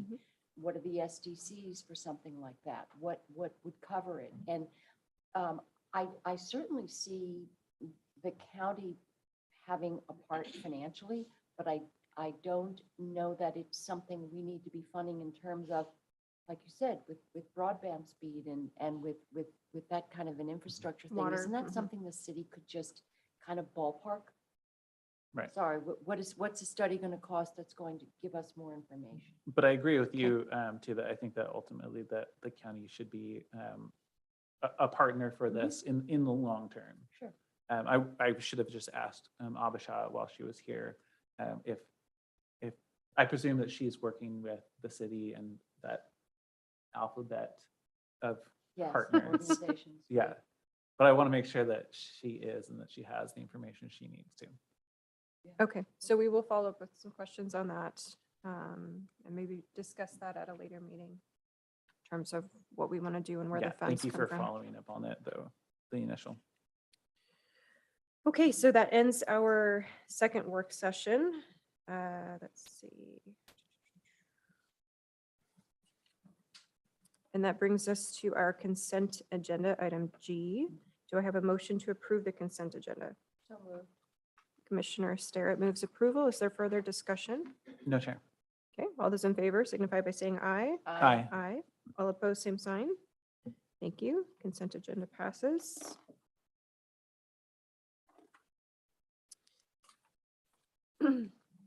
Item H is old business. We have no old business. Item I, other business. Item I1 is consideration of approval to authorize a letter of engagement between Yamhill County and Bolt, Carlisle and Smith LLC for audit services for the 2021-22 fiscal year. And Commissioners, I will move approval of item I1. Is there further discussion? No, Chair. All those in favor signify by saying aye. Aye. Aye. Aye. All opposed, same sign. Thank you. Motion passes. Excuse me. Item I2, consideration of approval of an agreement between Yamhill County and Barclay Pennington LLC for transitional housing services for justice involved individuals, JII, in the amount of $1,400 per month, retroactive to June 1st, 2022 through May 31st of 2023. And Commissioners, I believe we do have Director Beach in the audience in case there's any questions.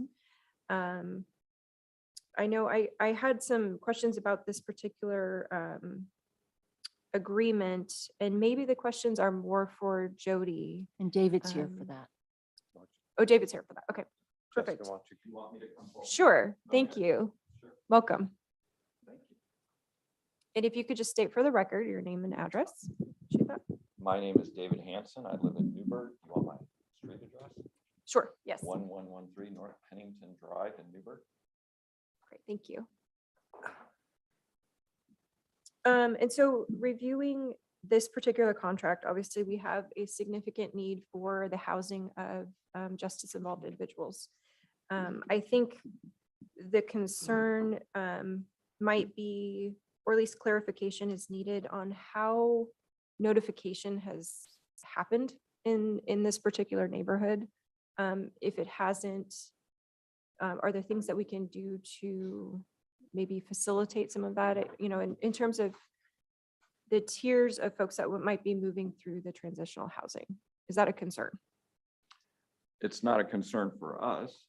We'll be 100% compliant with the law on whatever notification we may need to do. So we've talked about it extensively with the Department of Corrections. We're well aware of what that is. And, by and large, notification is limited to those within your household and the police. So, and if that is necessary, we'll let them know. But nobody that would be on a higher level than that would be in this home. Okay, Sure, if I may. sure. In previous discussions with the homeowners, there was not a concern about the highest level of notification or those type of cases being allowed to reside in the residence. Okay, so when I asked you a few questions on notification laws in Oregon, so there's 3 tiers essentially. And it sounds like the first and second tier are maybe there is no necessary notification. The third one is more of a statewide notification, and as you said, with law enforcement. Absolutely. The statute actually gives a lot of flexibility. It talks about the type of entities that can be notified on each level. For instance, level 1, it would be the residents in the home that they're living, for instance. Hey, Jessica, sorry, yes. I didn't want, did you move the microphone a little bit Sorry about closer? that. Thank you. Should I start over? Okay. The statute is pretty flexible with regard to indications of entities where information can be shared. It's certainly not required. One requirement of tier 1, for instance, is you would be required to notify anyone they're living with or residing in a house, for instance. But even as far as the tier 3 notification, the statute is very clear on may. The 2 required entities are, of course, the people in the house with whom they reside, as well as state police. And of course, they are located on the website and available for any public member to view at any time. Okay. Commissioner Starrett. Chair, thank you both for being here. I appreciate it. It was pretty late notice that we asked if you would come. And I know Jody is not available. But one of the things that I know that this ultimately, that the board has some responsibility to be able to say to the community that this is something that will not impact them adversely. And I know this board has been very supportive of the work that Remnant Initiatives has done with folks coming back into the community after incarceration. So I don't think there's a question in terms of our support of that type of work.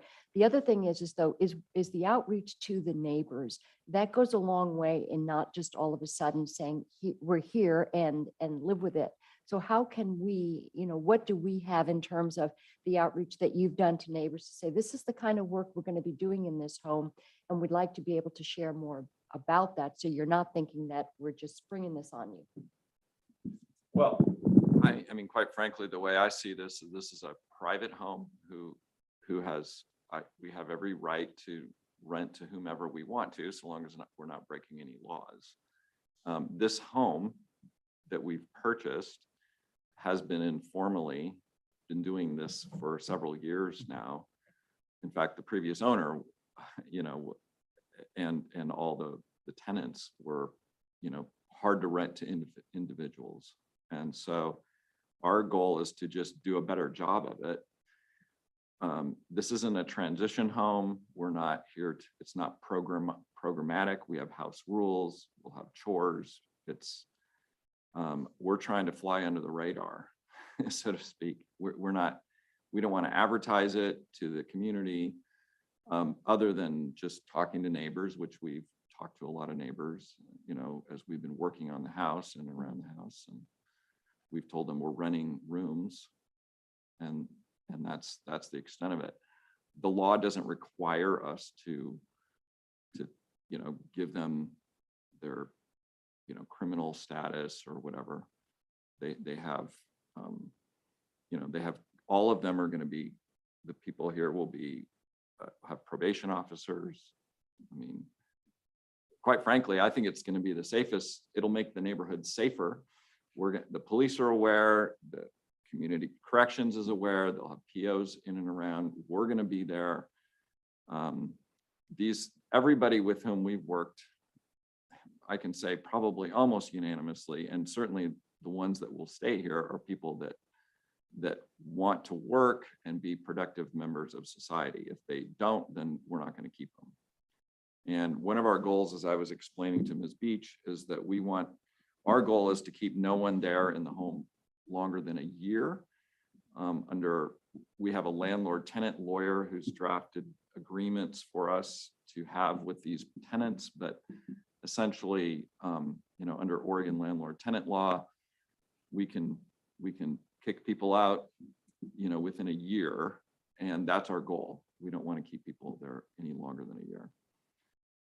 We can kick people out without having cause, basically, if we give them plenty of time. You know, 30 days, I think, is the notice requirement. So, you know, we're going to be there. My wife, who's had years of experience working with reentry and prison ministry.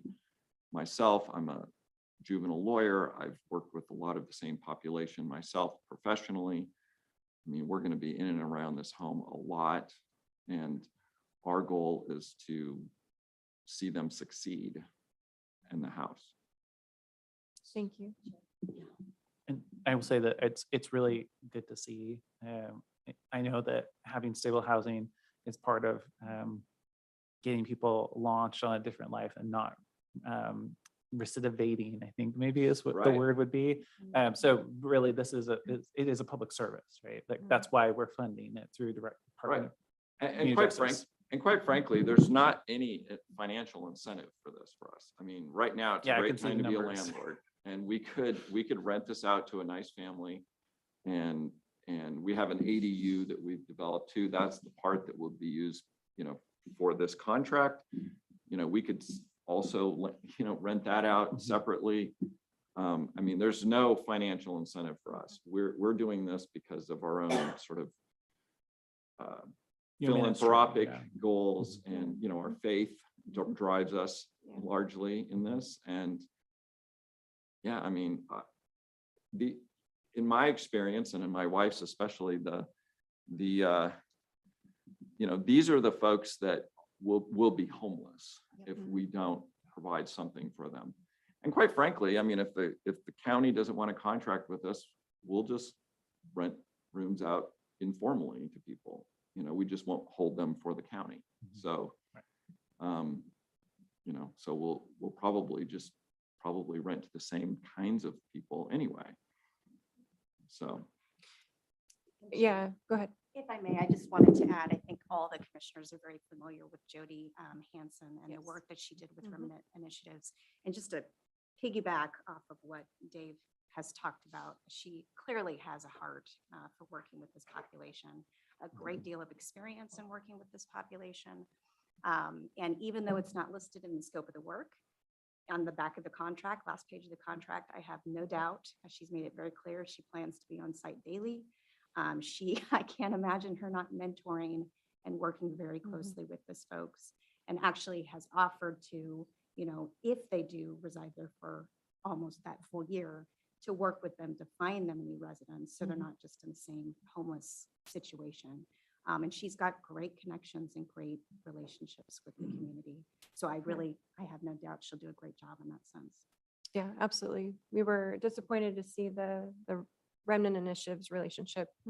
And certainly your passion and also your passion, Jessica, for protecting this population seems to be coming together with this proposal. I just wanted to make sure we did our due diligence as to where the home is, and actually knowing that it used to be sort of informally that, but not with any safety nets around it is good to know. Especially considering maybe the location or proximity to schools and everything like that. So I feel comfortable with this proposal, and certainly the work that you're going to be doing there. So appreciate you answering the tough questions. Yeah, Thank you. thanks. Thanks for coming, and thank you for the work you do, and very much needed. Thank you. Yeah, thank you. Okay, Commissioners, do I have a motion to approve item I2? So moved. Okay, Commissioner Sterrett moves approval. Is there further discussions or questions for Jessica? No. Nope. Okay, thank you. All those in favor signify by saying aye. Aye. Aye. All opposed, same sign. Thank you. Motion passes. Item I3 is consideration of approval of an agreement between Yamhill County Health and Human Services and the Newburgh School District to provide behavioral health counseling services for the 2022-23 school year, not to exceed the amount of $143,526.60, retroactive to July 1st, 2022 through June 30th of 2023. Chair, I would move approval. Okay, Commissioner Sterrett moves approval. Is there discussion? I just wanted to add that I had this conversation with our Health and Human Services Director, Lindsay Manfred, and our administrator, because obviously there were some concerns and are some ongoing concerns about counselors in the Newburgh School who are employees of the school and not county employees. So I want to make sure this was not funding that type of behavior. And our director has made it clear if there are concerns about anything, it would be a direct report to our Health and Human Services Director, and we would know about it. But this is not the case because these are not our employees. So thank you Okay. for that clarification. Yes, appreciate that. Okay, if there's no further discussion, all those in favor signify by saying aye. Aye. Aye. All opposed, same sign. Thank you. Motion passes. Do we want to take a break and figure out what that is or keep going? Yeah, it's going to be probably going on. Yeah. I mean, if it's not interfering with the audio. Yeah. It's active construction, which is unlikely to be over in the short term.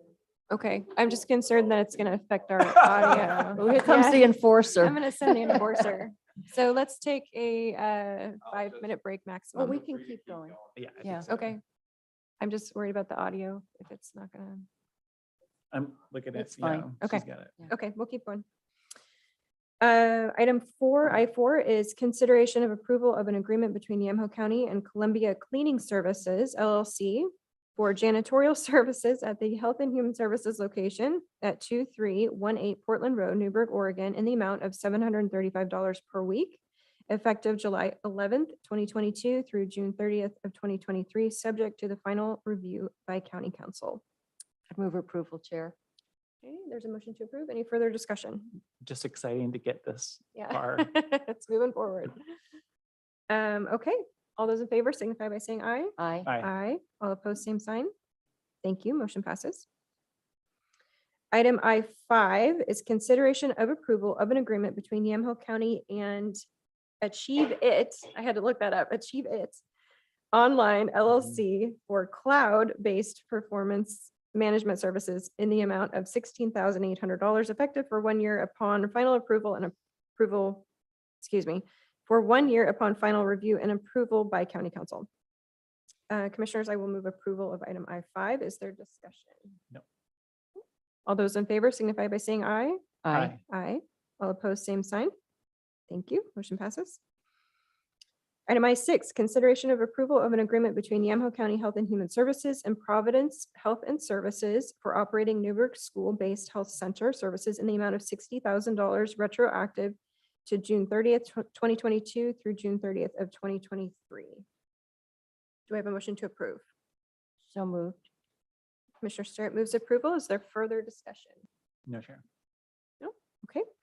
All those in favor signify by saying aye. Aye. Aye. Aye. All opposed, same sign. Thank you. Motion passes. Look at that power.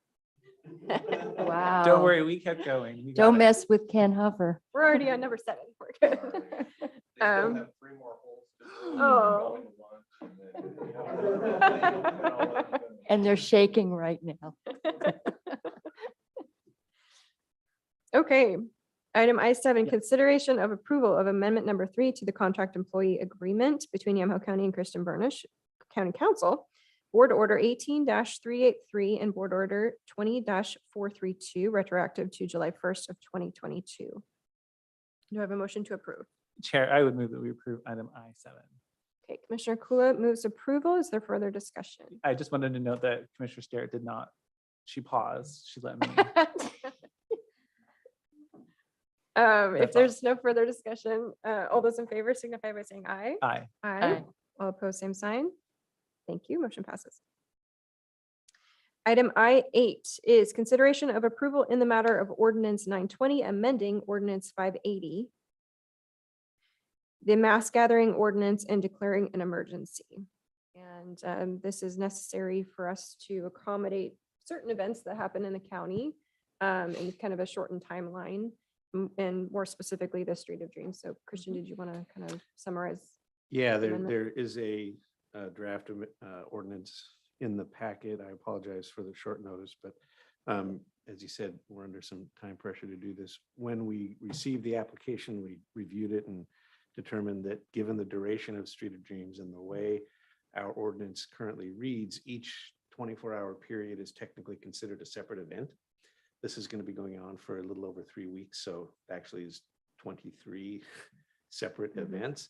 And our ordinance only allows for the approval of up to 5 at the moment. So what's before you is a proposal to amend the language in the ordinance to allow the board, at the request of an applicant, to consider at a single public hearing an application for a permit for up to or greater than 5 events on a single parcel. So that's essentially the essence of the amendment, and the balance of the ordinance is unchanged. Again, given the time frame, this is coming before the board as an emergency. And so if we want to have some discussion, I can do, if there is no objection from the board, the first reading by title only, then the board could have some additional discussion, and then the second reading by title only, and then the board could take action if you're ready. But that's Chair, basically I'm what's before ready. you. Yes, I am ready. Yeah, I appreciate the clauses in the Mhm. proposed amendment. Okay. Yeah, thank you. So if hearing no objection, I'll read the proposed ordinance by title only. This is in the matter of an ordinance amending ordinance 580, the mass gathering ordinance, and declaring an emergency. And this would be ordinance 920. Any further discussion? Nope. Okay. Okay, second reading, hearing no objection by title only in the matter of an ordinance amending ordinance 580, the mass gathering ordinance, and declaring an emergency, ordinance 920. Thank you. Great, yeah, thank you. So I move approval of ordinance 920. Is that correct? Okay. And if there's no further discussion, we will call the question. All those in favor signify by saying aye. Aye. Aye. All opposed, same sign. Thank you. Motion passes. And we thank the organizers of Street of Dreams for being bringing it patient. to our county and for being patient throughout the day. Thank you. But they're not done yet. All right. Okay, so that brings us to item J, which is our public hearings. I'm going to open our first public hearing, which is a mass gathering permit application for the 2022 Northwest Natural Street of Dreams from July 20th, 2022 through August 14th of 2022. The applicant is the Home Builders Association of Metro Portland. And it looks like we are being joined by Ryan. It's McInster? Yep. McInster. And Rachel Trice. Welcome. Welcome. Thank you, Madam Chair. For the record, Ryan McKinster. I am the Director of Policy and Government Affairs for the Home Builders Association of Metro Portland, address 15555 Bangy Road, Lake Oswego. In the interest of time, I don't have a prepared statement or testimony. I appreciate the work that you've done just to get us to this point with that last motion and passage of that. I do have Rachel Trice, my colleague and our CMO with me. She could probably answer the more pertinent questions. I'm just here if there's anything I need to answer. Awesome. Yes, thank you. And how are the LLCC applications I going? believe they were approved last night, so Okay. we have received it. Thank you all for your work. Really appreciate it. Sounds First good. time in Yamhill County, so now we Thank know you. all these things. Thank you. Appreciate Great. that. And Christian, I believe I have to call for public testimony. Is that Yeah, right? if there's anyone here who wants to provide testimony during the public hearing, now would be the time. Okay. Anyone on the virtual audience would like to offer public testimony? Please raise your hand. Sorry.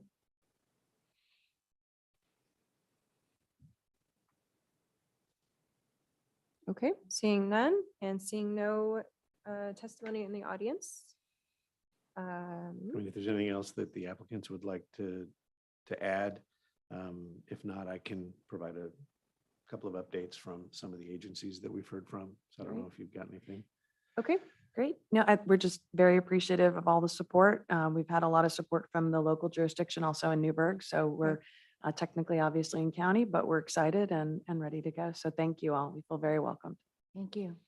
Thank you. Christian, go ahead with. the Yeah, updates. so we did hear from the public health officer, Dr. Koenig, didn't have any questions or concerns. We did hear from one of the chiefs for TVFNR. Their one request was that the area that's going to be used as a parking area be mowed. You may have had some communication with them familiar, already yeah. as well, just to make sure that that's mowed to a low height before the initial use, and then obviously Yes. kept mowed through the event. Newburgh PD is aware, the sheriff's office has been made aware, all of the normal agencies that we would reach out to. I've heard from the sheriff's office. I haven't heard directly from the city of Newburgh.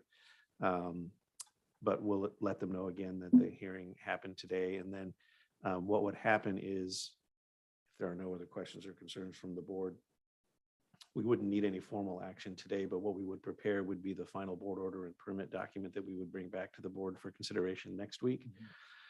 But one other piece of information that we do need the board to consider, you can do this in, if you want to have some additional discussion with the applicants, that's fine too. But historically, the fee for these kind of events is what the current fee is for a conditional use permit from the planning department. I believe it's like $2,700 at the moment, but the board has historically either reduced or waived those fees, given the economic impact that these events have for the county, and then also in recognition of any charitable components that the sponsors might have in relation to the event. So I don't know if that's a discussion you'd want to have now.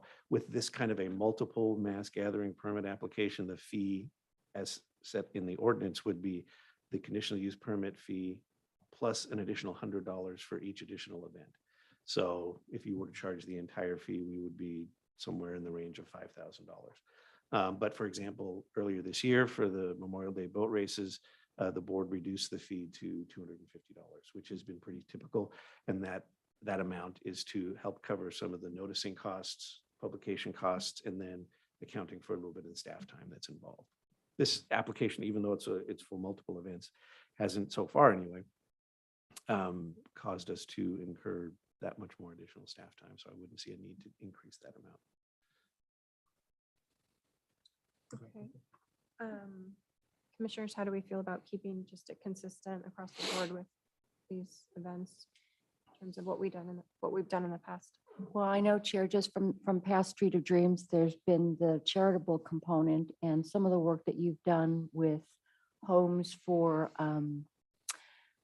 victims of sex trafficking and really traumatic, people with women with some serious traumatic events that you've been able to house in Clackamas County. So I've been appreciative of that work, and I would think of that as the charitable component. And for the Memorial Boat Day races, was there a charitable component there? Yeah, they had, I'm trying to remember over the years, they talked about Boy Scouts and veterans and a couple of other organizations that they've worked with. Okay. Yeah. Yeah. Madam Chair, if we may, we actually have a local charity we're working on this year. Yeah, we are Great. supporting the Community Wellness Collective in Newburgh. And so that'll be a partial funder, so a portion of proceeds. So we have a 501c3 arm that does that work. And then we're a 501c6, as you know, in the building industry. So we also are talking about housing opportunity, housing type, different housing features. So, we're the nonprofit. While we work with developers and builders, we are the sort of the nonprofit arm with the 501c3 charitable arm, sort of telling the community story as well as the livability, but then also the community piece. In other jurisdictions, we have in the past also worked sort of partial trade in some way. If there's been a fee, it's been fairly nominal. And we've really worked with them to sort of make kind of a marketing partnership. I don't even notice the construction. Did you catch that? I'm just listening. Yeah. Home Builders Association. We've sort of worked in a marketing partnership also to just sort of promote and tell the story of Yamhill County. We're also doing that with the city of Newburgh, since most of it's happening kind of in that space right there as well. So certainly understand and appreciate all that you're doing. So whatever you can do would be grateful, since we are still a nonprofit, but certainly happy to also pay for appropriate time. Okay, I'm sorry, what are you doing with community wellness? So a portion of the proceeds from things like the block party, our VIP night, as well as ticket holders as they purchase tickets can choose to donate. So our HBF, our Home Builders Foundation, chooses an actual local, usually an organization that we support, and we go in and work with that shelter. So that project, the specifics, I'm not totally clear on today, but they are working directly with that facility to be able to make improvements upon that facility. So we try to find one that's local in any jurisdiction that we're working in. So that's the one that we've I chosen. know there's an this year. HVAC system that's in need. Yeah, At their there's shelter. usually a lot of layers and it's pretty specific ask. So our builders will go in and our charitable arm will go in and do the additional fundraising. So street is, sort of a vehicle for us to be able to make that more aware, to talk about the work that we do in that space, and then also raise additional funds. Thank you. Well, I would be open to setting it at the rate that we have set. But, since you're sitting here and I've talked to Ryan a lot, I also would propose that, you heard that it could be as much as 5,000 with each additional day. And I would hope that you would consider in not having to pay us, considering putting that towards this project at the year-round shelter. Okay. So That's just a little Commissioner Sarah is way better at this than me, but Well, she understands what I mean. Well, I don't Let's want to. make a deal. Let's make a deal. No, I don't want to put them in an uncomfortable Yeah. position. I know they already do so much when it comes to types of shelters for vulnerable populations and things. So I'm going to leave that up to you, because you're, that giving portion is something we never have to question when it comes to the work you do as a result of Street of Dreams projects. Thank So- you, but point taken, understood. We, Yes, understood. We So will what be was your supporting. proposal? it was 250. Yeah, 250 for flat the fee? flat fee, yeah. And that will be Um, reflected in the documents that we bring back next week. Right.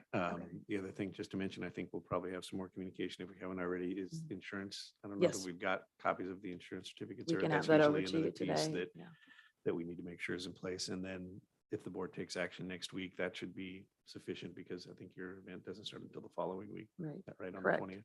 Okay. Yeah. So we would prepare those documents and bring them back for the board to consider next Thursday. Next Thursday. Mhm. Okay. Okay, thank you. Sounds great. Well, we're excited for it. Great. Thank you very all. much. Really We a great event appreciate for the it. Thank community, you. so Okay. Thank you. We'll see you next, 2 Thursdays. No, it's Wednesday. Whatever the 20th is. 2 weeks. We'll see you then. Thank you. And then, yeah, if there's no other testimony, then we can close the hearing.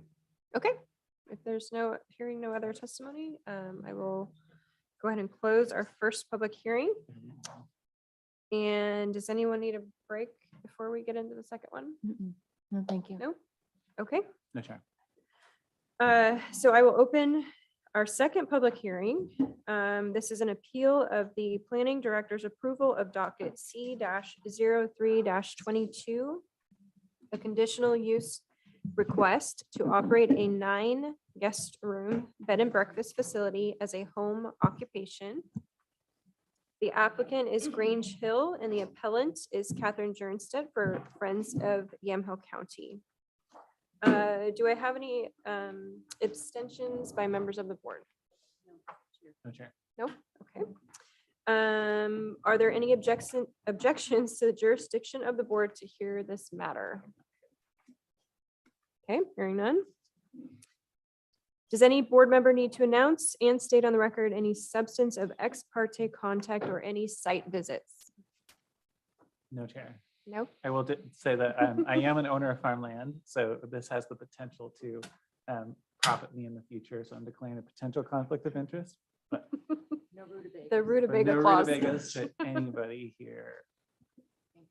Thank you. Okay, and we will have our planning director, Ken Friday, read the statements that are required. All right. Oregon law requires that persons who attend a land use hearing be advised of certain rights and duties before the hearing begins.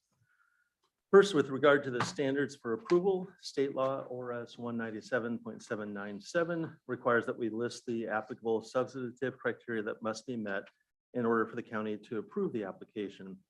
The standards will be listed by the county planner, Desiree, in a few moments as part of the staff report. Testimony, arguments, and evidence must be directed towards the standards for approval. Second, the raise it or waive it rule. Under Oregon law, any issue that might be raised in an appeal of the county's decision in this matter must be raised before the record of the hearing is closed.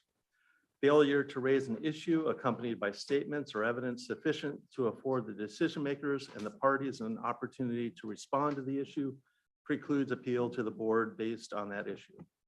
Third, and this is directed to the applicant, under ORS 197.796, failure of the applicant to raise constitutional or other issues related to proposed conditions of approval, again with sufficient specificity to allow the county to respond to the issue, precludes an action for damages in circuit court. Finally, I will note that under Oregon law, and because this is the initial evidentiary hearing on this matter, any participant, that is anyone who submits oral or written testimony during this hearing, may, before the record is closed, request an opportunity to present additional evidence, arguments, or testimony regarding the application. The request must be made prior to the time the chair announces that the hearing is closed. Great, thank you. And do we have a staff report? Yes. Thank you. Good afternoon, commissioners. The subject property is located at 9580 Northeast Borden Hill Road, Dundee, and is approximately 18.89 acres in size. The subject property has approximately 13 acres of wine grapes planted on site. There's a well house and a pool building located on site. In 2016, the subject parcel received approval for a principal dwelling in conjunction with farm use. This was through docket FD 0516. This approval has been dutifully extended every year and is currently set to expire on August 25th, 2022. What I provided to the board and to parties at the beginning of this are the extensions associated with that underlying docket. Awesome, thank you. The yet to be built dwelling is proposed to be used for the operation of a home occupation bed and breakfast. While this approval has not expired, staff does want to note that these proceedings relate to the conditional use permit for a bed and breakfast as a home occupation, not the farm dwelling approval.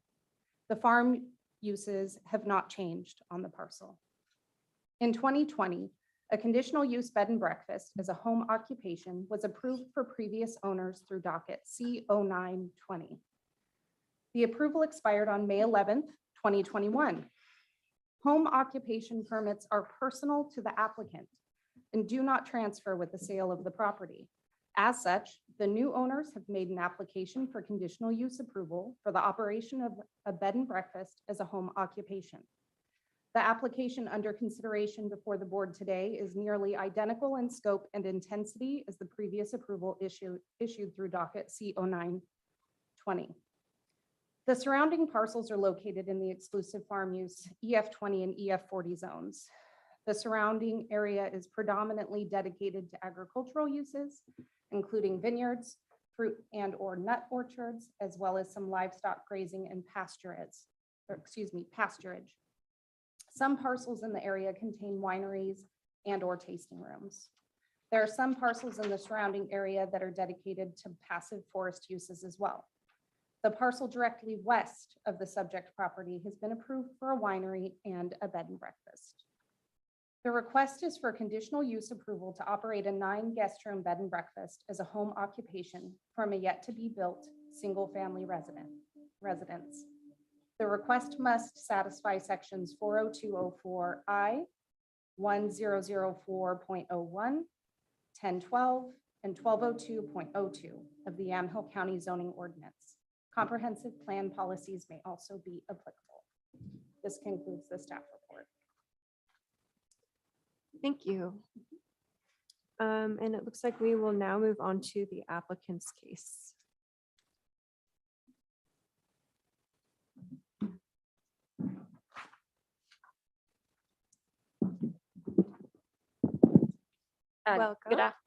Good afternoon.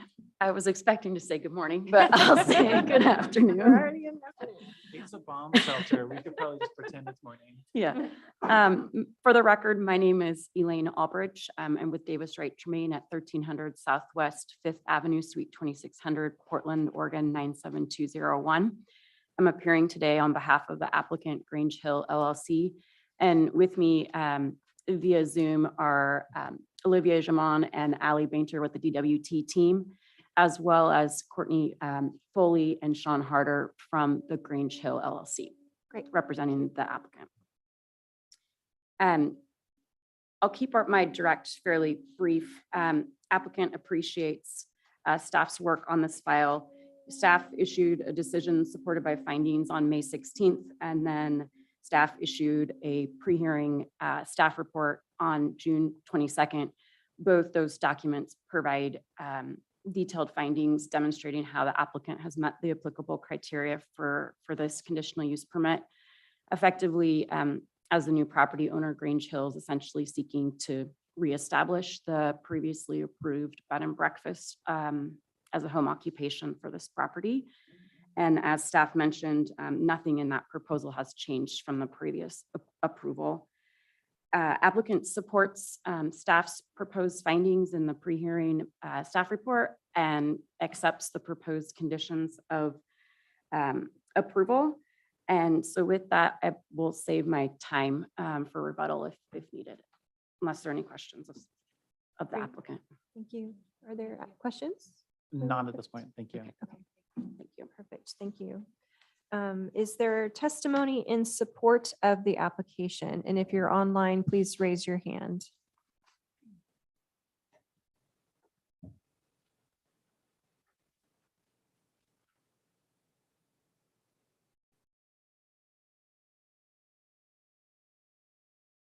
Okay, seeing no testimony in support of, we will move on to the appellant's case. And Catherine, were you going to be presenting for both? Okay, okay. So if we could come up together. Yes, why don't we just go ahead and do that? Thank you. And if you could please state your name and address for the record. Thank you.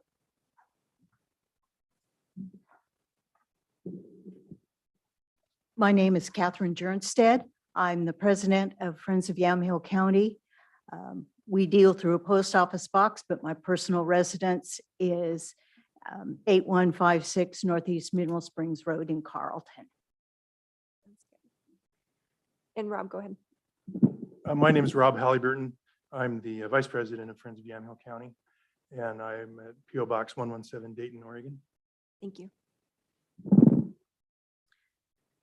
Chair Berschauer, Commissioners Kula and Starrett. I'm feeling slightly disadvantaged here by two factors: receiving information as I walk up to the hearing, and also I have not had appropriate internet service access at my home since about Memorial Day. And so I've been disadvantaged in reading and getting transmissions of information that have been dependent on internet. I say that in that some of what is in my letter may have been superseded by subsequent information, which I'm hoping to digest here kind of on the fly.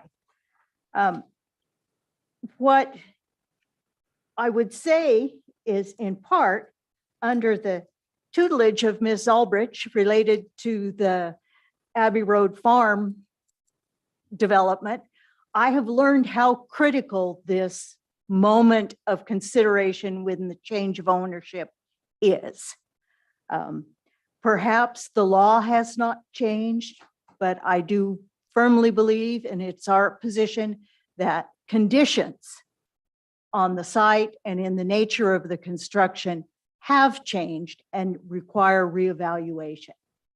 Again, what was given to us is the extensions of the farm dwelling. A farm dwelling has to have economic documentation appropriate. This is EFU land, so that standard requires an income test. It also stipulates that the person who produces the crop and is engaged in farm activity reside in the structure. That is not what is proposed in this document. The application clearly states that the residents will be guests or the innkeeper of the facility.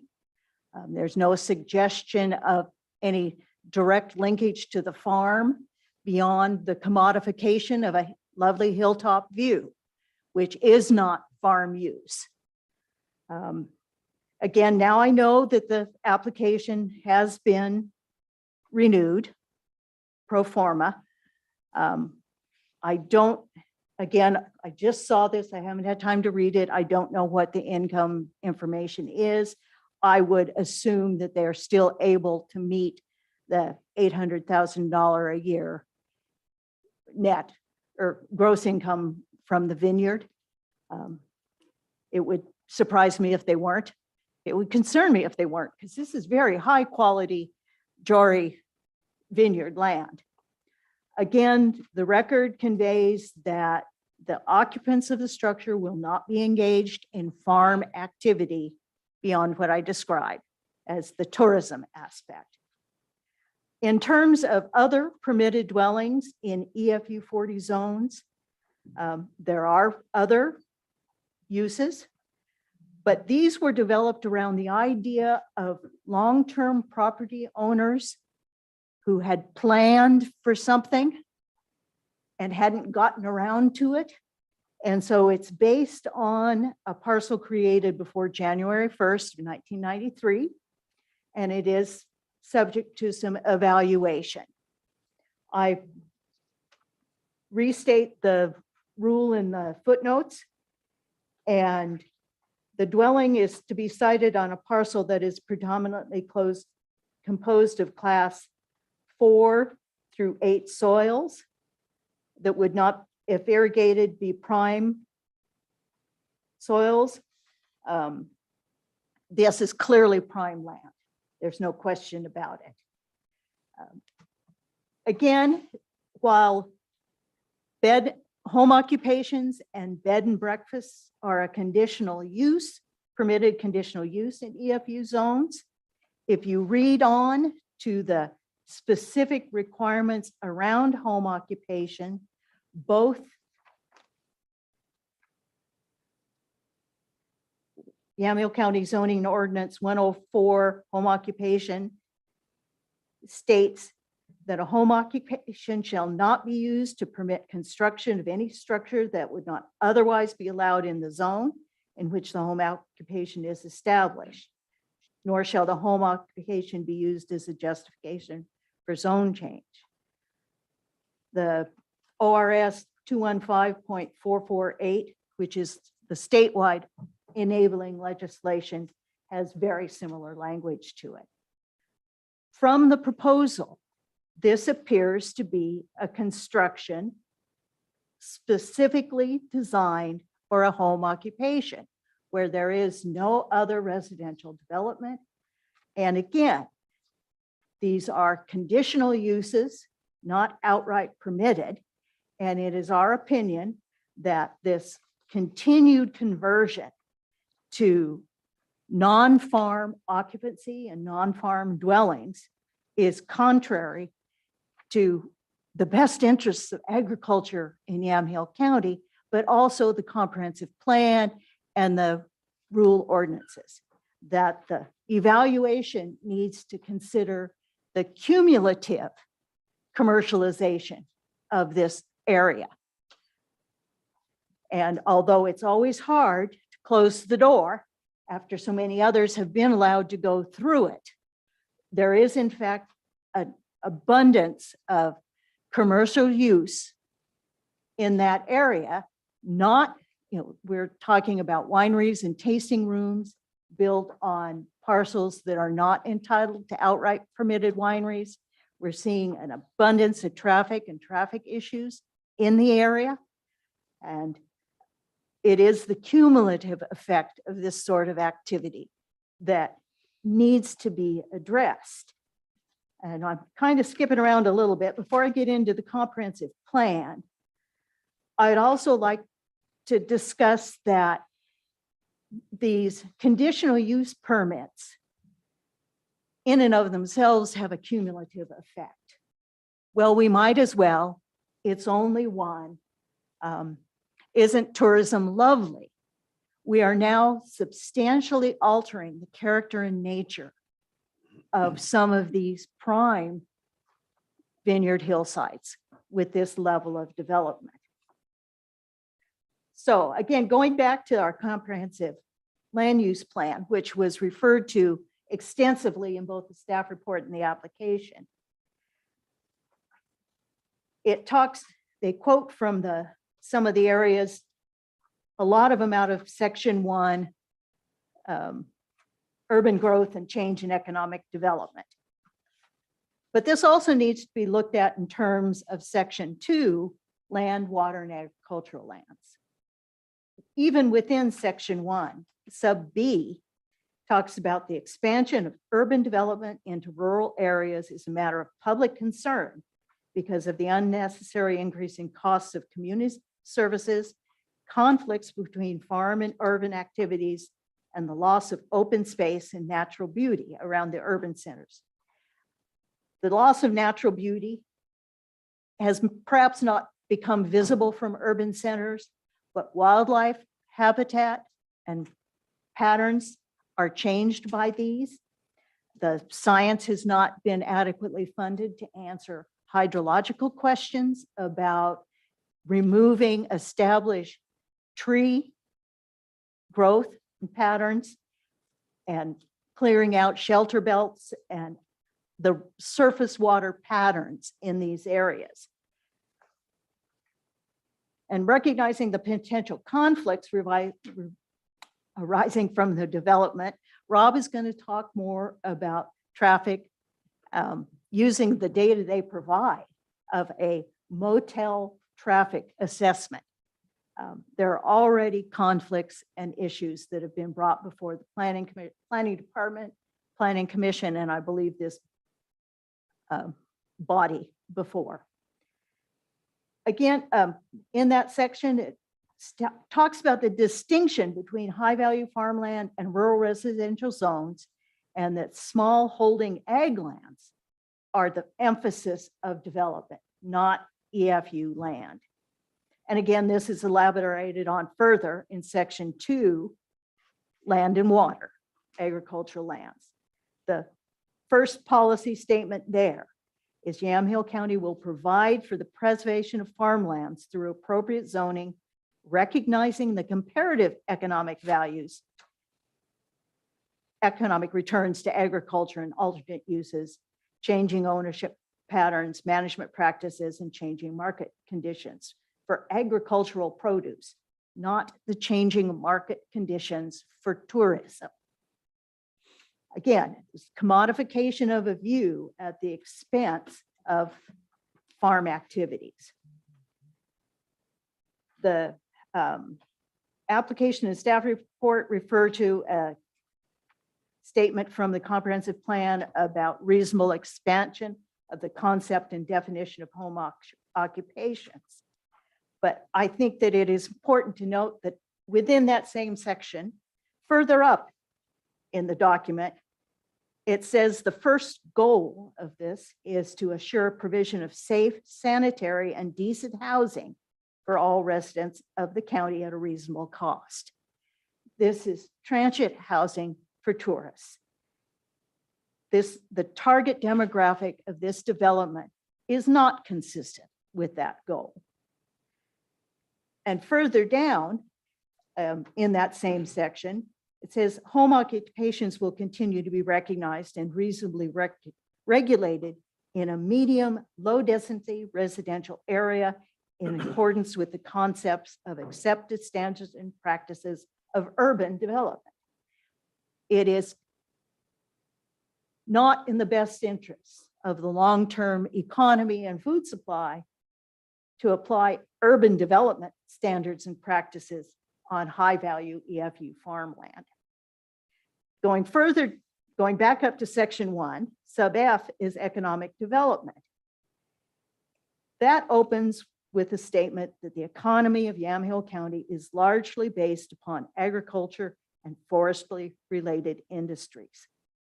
And further on, to maintain the rate and pattern of economic growth to prevent recurring high levels of unemployment and underemployment in the county, balance the real property tax base of the various cities, and strengthen local economic bases. The application proposes 3 paid positions, and it is in fact limited to employing no more than 5. The hour and rate of pay are not included and were not necessarily expected, but we consistently see economic studies that rank this sort of service sector job as paying less than the manufacturing and farm work, conventional family wage jobs. Also, it's a subject to seasonal variability, and there do not appear to be any conditions that would compel local sourcing of ingredients for the one meal they serve. And you go on to read in sub B, again, it's recognizing small holdings, rural residential as the appropriate location for home occupations and these sorts of activities. Again, failing to protect farmland. The case can be made, well, it's just a big house, no big footprint. The footprint of the sanitary system to accommodate 10 bathrooms, there might be even more than 10 in there because of the fitness center, is significantly greater than the traditional footprint of conventional single residential dwelling. And again, Rob will talk more about that. The scale of this operation, the location, just looking quickly at the drawings from the the septic request for the farm dwelling, there's a fairly significant footprint here, and it differs from what the applicant includes. And it is quite possible that there will be some encroachment into active vineyard. And in my previous dealings with the sanitarian, back when it was Kimberly, there is a conflict between cropping over drain fields. And I was asking if I could put some trees, some orchard trees over mine, and that was not encouraged. So it may in fact have application and impact on the crop itself. Again, I believe, although as council points out, the rules may not have changed and laws may not have changed, the conditions have evolved over time, that this has no stated purpose to be occupied by somebody engaged in farming in high value EFU land is significant. And Again, the issues of it being, the applications being renewed for the previous owner. When the lot was divided and sold off, the previous owner kept their B&B. The previous application included a possible winery. By approving this, are we bootstrapping then also the winery from that original conditional use? There are implications beyond the matter outlined in this application. And I will sum up after Rob does his part here, unless there are some questions for me. Catherine, when you refer to permit stacking, is that what you're referring to? Is Yes. The former permits? Okay. Yeah. Thank you. Good afternoon. Again, for the recording, my name is Rob Halliburton. And I'm going to initially address the attachment to the original appeal application. Can't remember the date on that, but I would also like to point out that there are a couple errors in there I'd like to attest to. One, it says that the building plans were amended to add a caretaker's residence. That's wrong. I'm sorry about that. And I also referred to section 403 AF district, and correctly would be section 402 the EF district, the zone for this property. But with that dispensed with, just to briefly summarize the initial points in our appeal, they derive from the zoning ordinance section 1004.01, the home occupation review criteria, specifically subsection C and subsection F, that the home occupation will be operated substantially in the dwelling or in other buildings normally associated with uses permitted in the zone in which the property, is located. And F, a home occupation shall not be used to permit construction of any structure that would not otherwise be allowed in the zone in which the home occupation is established.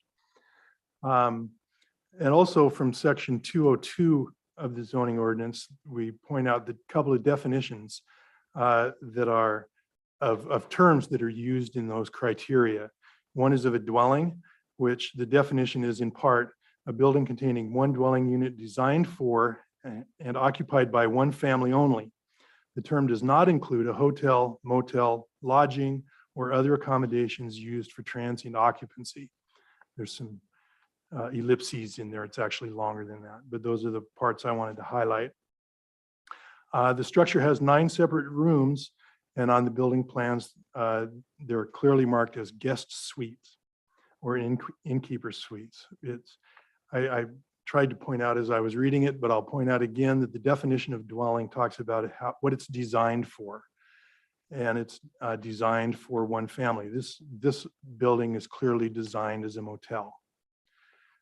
Which brings us to another definition. The definition of a motel is one or more attached or detached buildings designed and used for the temporary accommodation of tourists or transients. Clearly what this structure is designed for. This is a use specifically excluded from the definition of a dwelling. So we would contend that the application does not comply with the 2 cited sections of 1004.01 because it won't occur in a dwelling, and it would be in a building that's not otherwise permitted in the zone.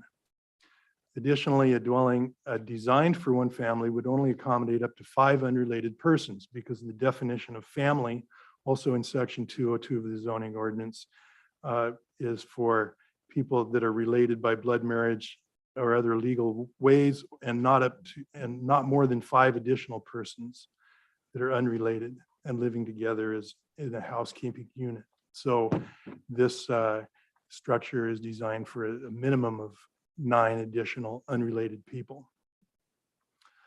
So that summarizes the points in the original appeal application. We submitted some supplementary material on June 5 via a letter that addressed the conditional use criteria as opposed to the home occupation criteria in the original appeal. In the zoning ordinance section 1202.02, specifically section D, which provides that the proposed use will not alter the character of the surrounding area in a manner which substantially limits, impairs, or prevents the use of surrounding properties for the permitted uses listed in the underlying zoning district. And E, the proposed use is appropriate considering the adequacy of the public facilities and services existing or planned in the area. The first of these, we would point out that there's another 9-unit hotel on the property, which in the written record before today, I think was not recognized at all. It's been brought up in the staff report today, in the oral report, but we believe this is a significant omission from the written record, that the fact that there would be 2 adjacent commercial hotels, basically, what we're contending is motel or hotel, using the same driveway, has not been adequately discussed, and there aren't findings addressing whether that would in fact alter the character of the surrounding area and lead to non-compliance with that conditional use criterion. Regarding whether the use is appropriate, we question whether the utilization of the old traffic impact study is adequate, and again, based largely on the fact that there are 2 hotels adjacent using the same driveway, and that the traffic impact analysis doesn't address that this isn't just a hotel. It's supposedly a B&B where it's a single family dwelling with an adjunct transient lodging use, but there would be a family living there.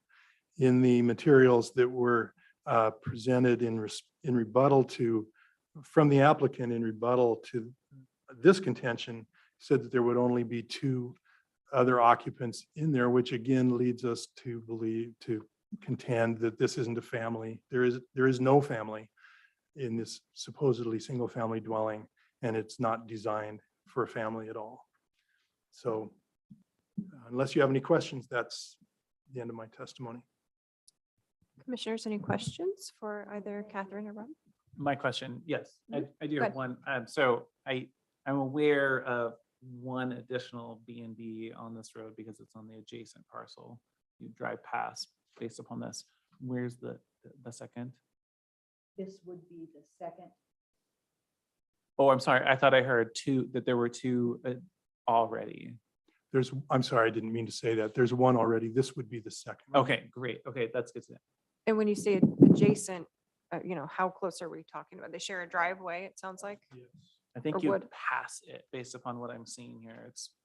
It's the parcel looks like this, right? And then the other one is stuck in the middle of it in the thumb. Okay. Is that what I'm seeing? The vineyard on the subject property used to be with what's the Black Walnut Inn next door. And because of a lot line adjustment, the vineyard got moved away from the old hotel, and now we're proposing a new hotel with the same vineyard. That's our understanding. But it would be adjacent to, meaning at the Just top. tens of the yards away. parcel. Right, Mhm. okay.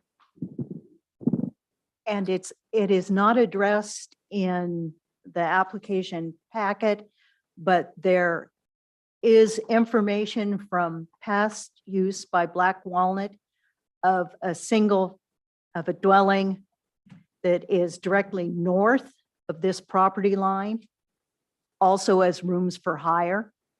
I wasn't able to positively establish the ownership of that, if they have sold it off or not.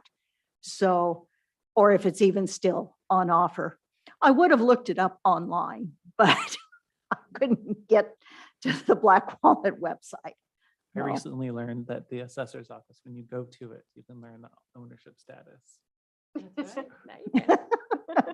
I don't have any more questions for Okay. the appellants. Great, thank you. May I summarize briefly here? Again, it's difficult to say no when you've said yes so many times before, but all too often, there have been harmful effects on EFU land and the natural environment of the EFU land when Proposed uses outside the permitted scope have been approved as conditional and on an ad hoc basis. One exists in the adjacent property, as we've talked about. This is a growing phenomenon in the county of purpose building large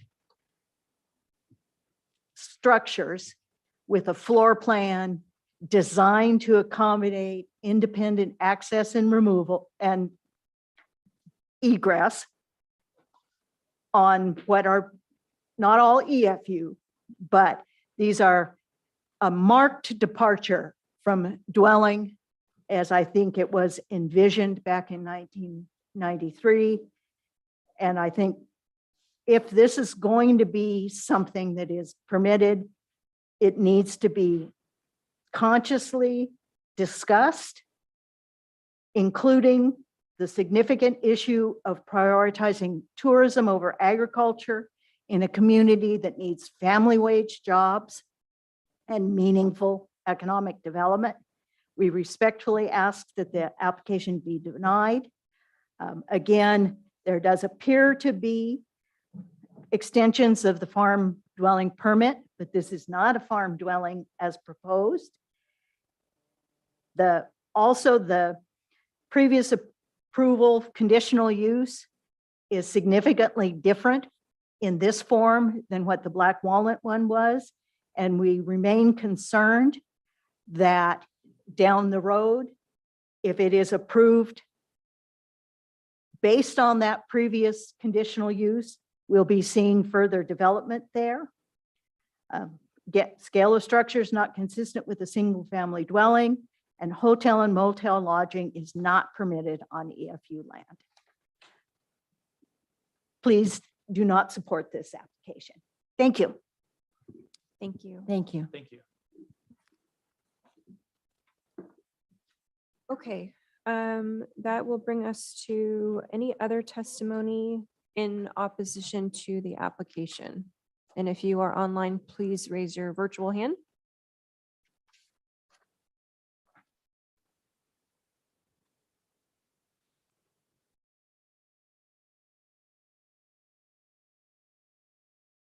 Okay, seeing none, we will move on to public agency reports. Our office has not received any public agency reports other than that already provided in the record. Great. Thank you. And that brings us to the rebuttal of the applicant, by the applicant.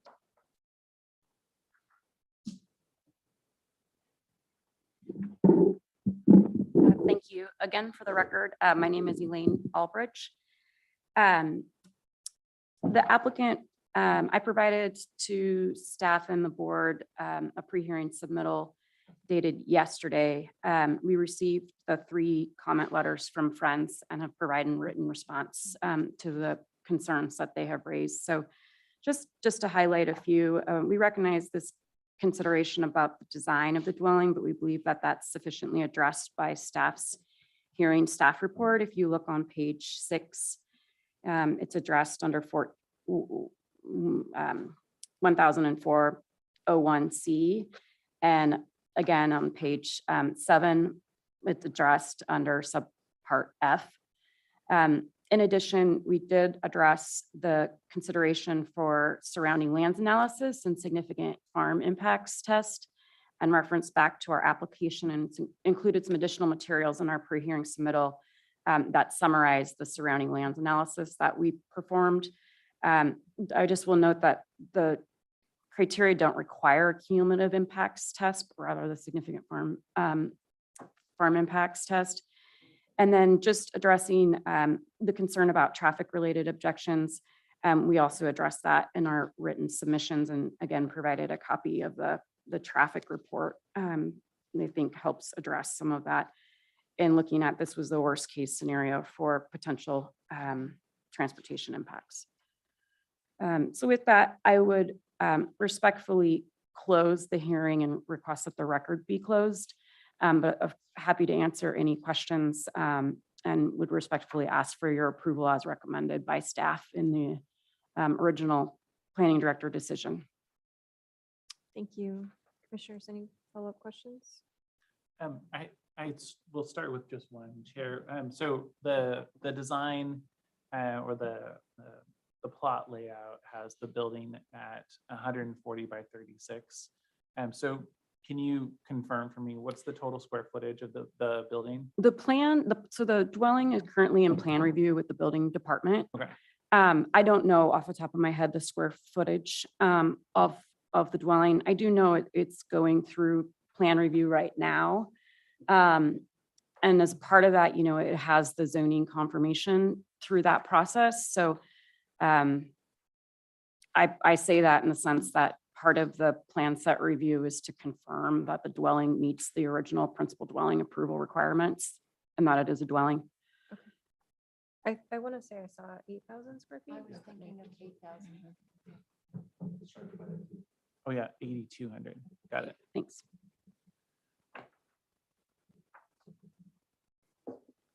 Commissioner Cool, any follow-up?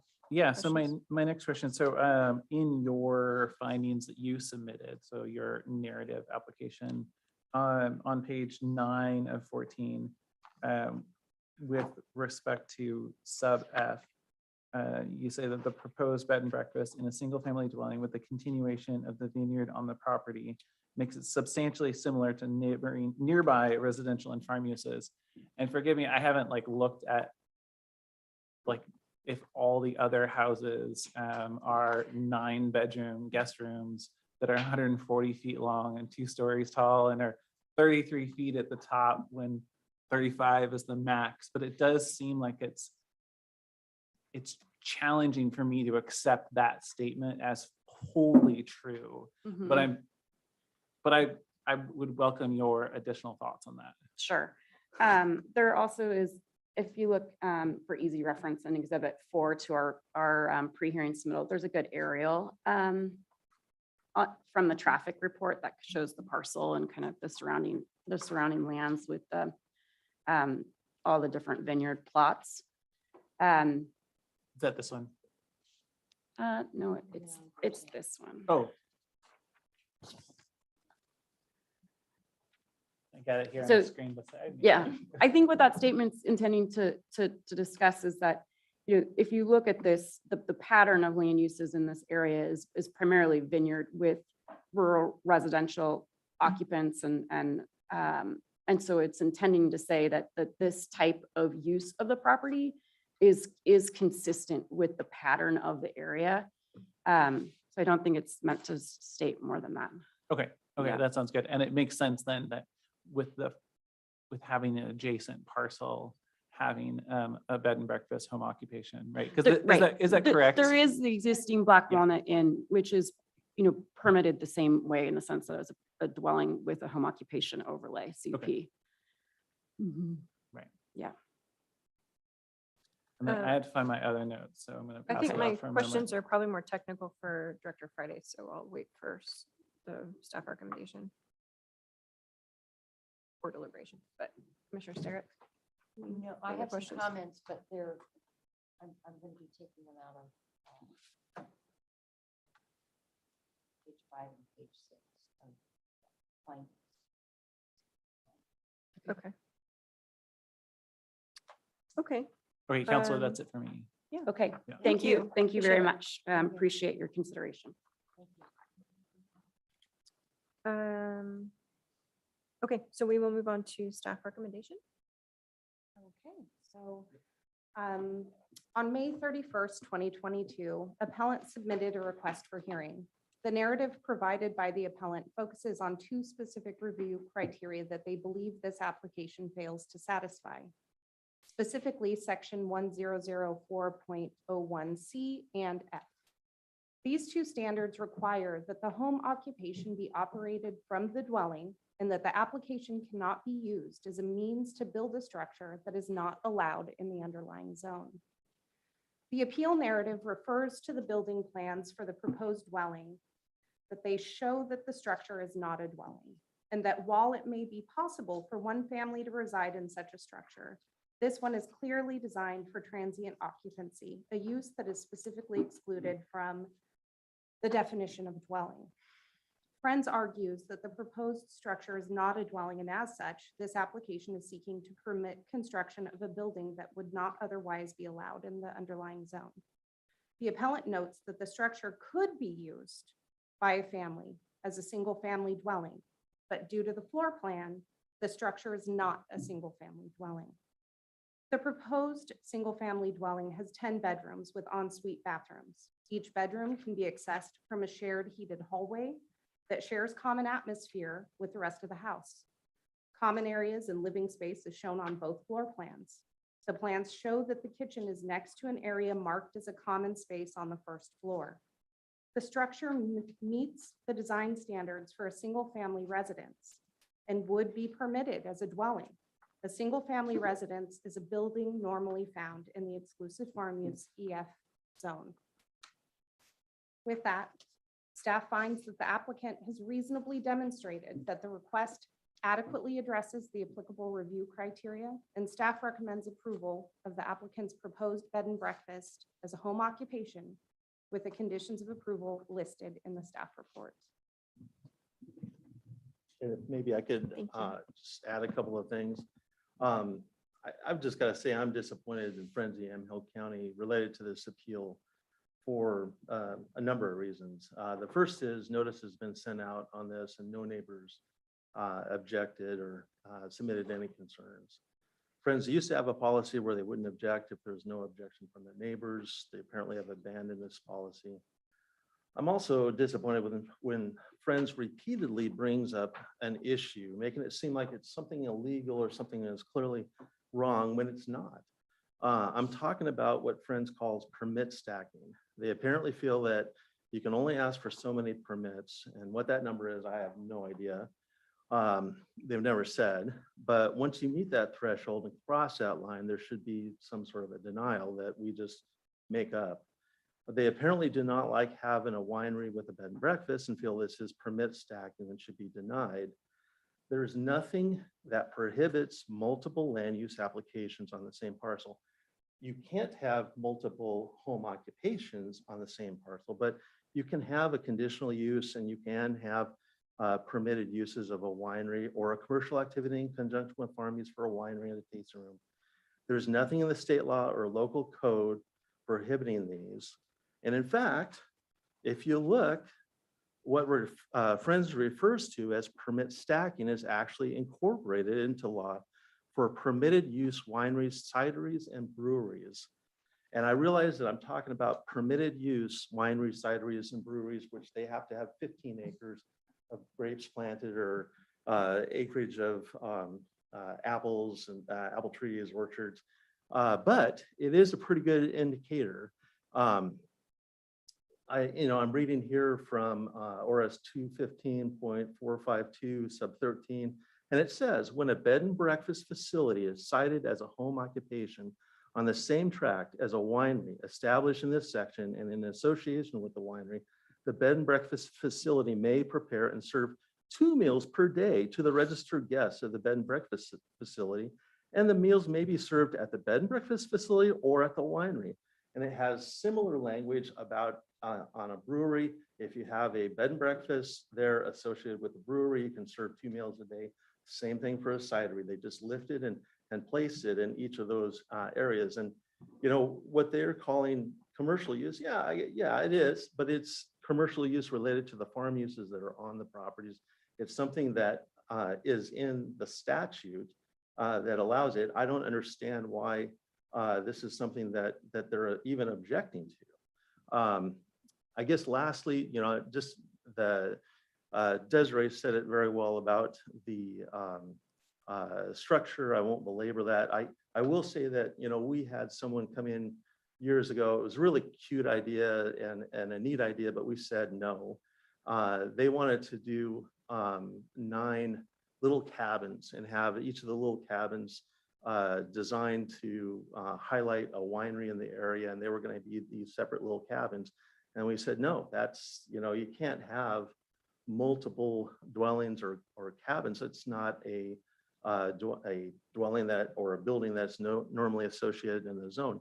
In this case, you're talking about a dwelling that has 10 bedrooms that is all together as one facility, and as even Friends admits, it can be used as a single family dwelling. So therefore, that's part of the reason for the recommendation. Thanks. Thank you. Okay. Commissioners, I have any some questions for staff if I can. questions on the recommendation? Yeah.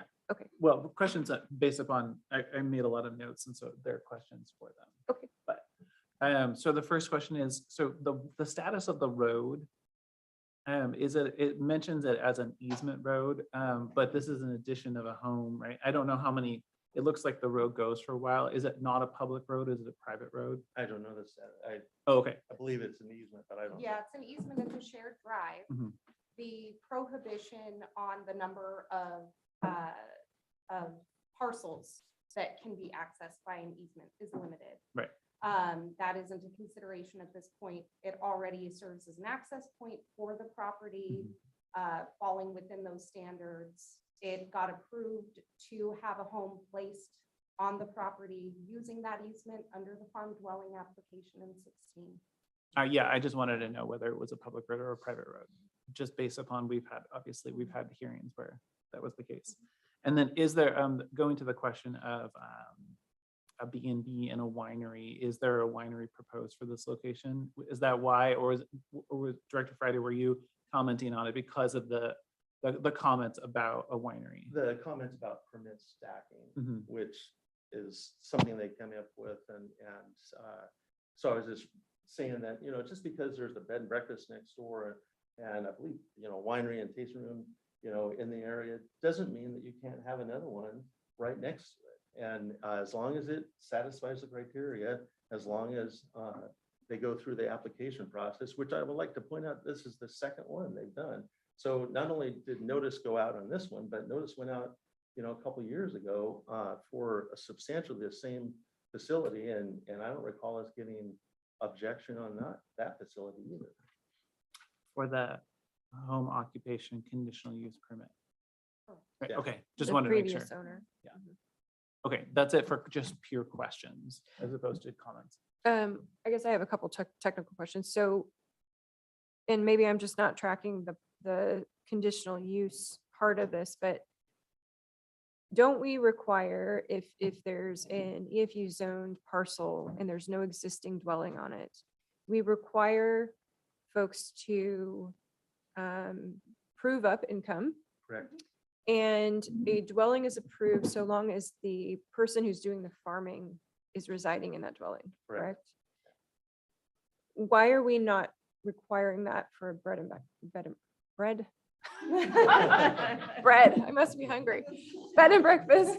Well, the previous owner received approval for the farm dwelling. That farm dwelling was sold with the property, and a new owner has extended the bed and breakfast, excuse me, I'm doing it now, the farm dwelling approval. And they've installed a septic system, they've initiated construction of it. And so the question of the dwelling was already resolved, back in 2016. And I would say, academically, I guess we could go back through and have them try to reapprove it again, but they've still got the same number of acres that are in grapes. I believe they'd be able to meet the $80,000 income test. So essentially, it was already decided, it was already approved, it already sent, notice was sent out and notice printed in the newspaper. And so that's not the issue. The issue is this bed and breakfast.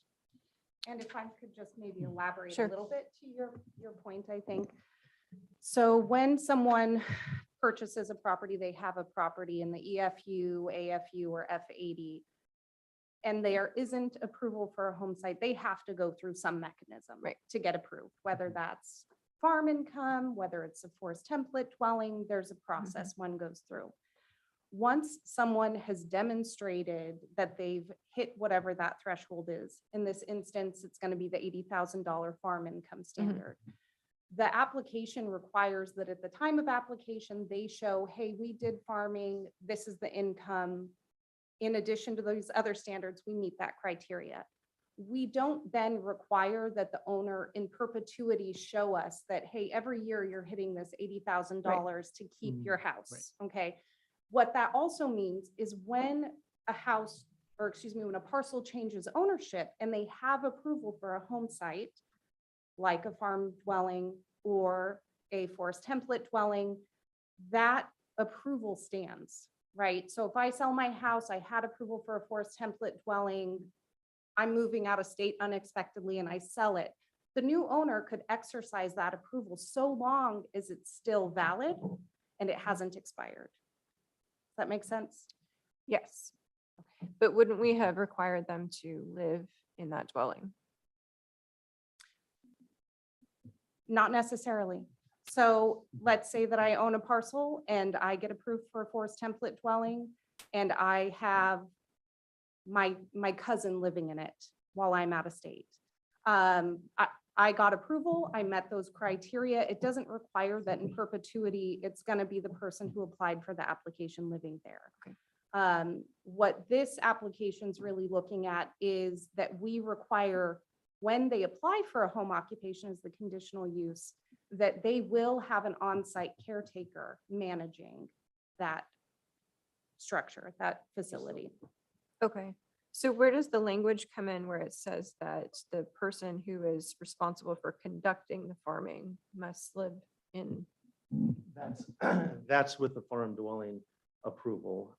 They had to show that the person who applied for the farm dwelling actually produced the commodities and got the approval for that farm dwelling. So, Okay, so it's not necessarily about residency, it's about who's doing the application. Okay. Okay.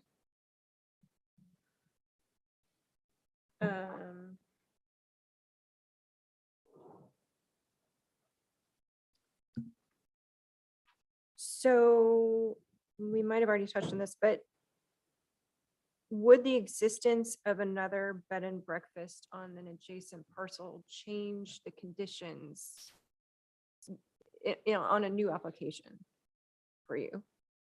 you know, it could. I mean, if the road wasn't good enough, there might need to be upgrades to the road to put on an additional one. But again, then the neighboring bed and breakfast gets to voice what their concerns are and submit comments related to it, same as any of the other neighbors. So, you know, but it could have an effect, yes. Okay. And along those lines, then, sorry, Go ahead. like as a related, the water system, they're operating under the exempt dwelling or the exempt well. Correct. I think As though you're a domestic user or a commercial, up to 5,000. if I understand your question correctly, yes. Commissioner Stewart? Just for clarification again, so basically when you said that there was the existence of a neighboring similar use property would not preclude someone else from necessarily, in other words, there can only be 3 on this road. I mean, there's none of that. And then to go back to, so the original original owner had a conditional use permit, and nothing changed materially, nothing changed between the first applicant and the second applicant. So there was nothing that changed when the county originally approved the bed and breakfast conditional use permit. So they're meeting all the applicable criteria. It's just another application. Correct. Correct, yeah. So home occupations are one of those land use actions that don't follow with the property. Okay. So if I get approved for a conditional use bed and breakfast and I sell my property and the new owners want to also run a B&B, they would have to go through that same conditional use application process and get approval to do that. Okay, even if it's just like a year later or Correct. It doesn't Yeah, matter. Okay, because it's changed ownership. It triggers a new permit. okay. And thank you. obviously the process is perhaps simpler because it's already. Right. Yeah, right. But there are restrictions on the number of parcels you can have on an easement, correct? When you're dividing property, yes, you can only have 3 parcels served by a 30-foot wide easement. So. Okay. Okay.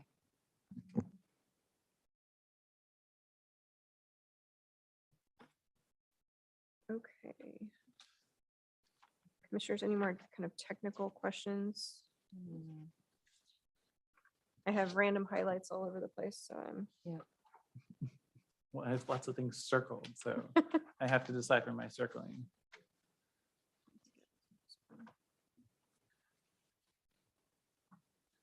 While you're looking for it, I do want to note that Director Freddy, regarding the comments about Friends of Yamhill County having a policy of not opposing something, I also know, based upon my observations, that when a group like a land use advocacy and watchdog organization has something come up, their own policies don't preclude them from opposing something just on the principles of it, right? About concerns. And I recall, I wasn't around, I was a baby farmer, but Raymond Orchard Road, I know there was a proposal for like a hotel. Somebody called it a hotel, like the paper at the top of it. It was in early 2000s, mid 2000s. And I know that that was an opportunity where land use watchdogs were very concerned about hotels sprouting up around the county. Yeah, but I think we also had neighbors in that case that. I don't that were- remember. Again, I was a baby. Sorry. I remember it. Yes, you do. Maybe Elaine remembers it too. Okay. So the only other thing is just maybe for my own gratification, what does home occupation mean? What does that mean? The idea is a little home-based business where, we have had people that have done accounting work, or someone sold insurance from their house, someone made doll houses from their house. It's a little home-based business is the idea, and bed and breakfast fell into that. And for years we had 5 rooms as being the limit for a bed and breakfast, and then I think it was Hood River County went up to 9 rooms, and I think that I had a conversation with Ron Eber at DLCD and talked to him about both weddings and bed B&Bs, and he indicated that, yeah, we could go up to 9. And so we brought that before the Planning Commission and the board, and they ended up adopting going up to 9-room bed and breakfast. And so that's thrown into the home occupation, that is a home-based business. But I think the way it's written, you're not supposed to have multiple home-based businesses, just one business, or a business and maybe something related to it. Like if someone's designing greeting cards and they also want to print them, that would be a related home-based business. But that's the idea. Okay. Along those lines, if I may, Chair, as I Sure. clarify, and then this person at DLCD, not LCDC, learning, may not be there anymore, but the equivalent person in that role, if you went to them and said, well, how about a 13? Well, maybe that would be bad. How about a 12? Is there something in statute that limits it, except that we have a conditional use permit process that says you can't substantially alter the surrounding uses or whatever? You mean, could we have a 15-room B&B or Mhm. something like that? Yeah. No, not without amending our code. Right. And Yeah. and I will say Ron Eber was known for in one of the people who was fairly conservative about that were allowed in the farm. And I worked with him for a number of years, and got good answers from him, but I don't think he was looking to expand tons of commercial use in the farm zone. Mhm. I don't know what the response would be today, but I would assume it would be pretty close to the same. Then a follow-up. It's okay. You started it, right? Which is that we have it's a conditional use permit process, and there are conditions that are proposed. A condition could be this is a question, but I'm phrasing it as a statement, I guess. A condition could be proposed that limits the number of rooms. Is that correct? Correct. Okay. To fewer than the number that are in our code. Yeah. So Okay, if you thank found you. Yeah. that, The road wasn't adequate for the number of rooms asked for. Okay, thank you for that clarification. I'm still learning these things. But for our purpose, we are viewing this as a home, a dwelling that just happens to have extra rooms. That's how we're supposed to view this. Okay. Right, and my question along those lines though about the conditions is that we could decide as a board that we don't want 2 of those rooms to be used for the B&B. The person owning it and building it could still build a 10-room house, 8,200 square foot house, because people build 8,200 square foot houses, but only 5 of them we are saying could be like I'm realizing that's our purview, so we can decide that they can only use 5 or 6 of them if we wanted to. Okay, but do we know what specific conditions were placed on the Black Walnut Inn, if any? I'm sure some conditions were. And the word limits on the number of rooms on the block. Yeah, and the approved, if we're talking about the previous conditions, they were approved for 9, yes. Right. On this parcel? Correct. Okay. I think that the question was about the adjacent one. Yeah. The adjacent. Oh, I Mhm. apologize, I don't know that. The Black Walnut, the Black Walnut Inn on the adjacent parcel was limited to 9 rooms. And for what it's worth, that's one of the first things we ask in an application for bed and breakfast, is how many rooms, and we haven't done enforcement on folks that put in another room, even though they didn't have land use approval for it. And the only B&B I can think of in the county that didn't have that was very early approval on the Youngsburg Hill and breakfast, didn't have any number of rooms identified, and that's one reason why we amended it, our staff reports to always have that in condition number 1. Mhm. It is in this one as proposed. Okay. I think that covers my technical questions. Don't have any Anything questions. further? Yeah, thanks for fielding all of them. Thank you both. Thank you. Okay, so I will close the hearing. And we will go into deliberation.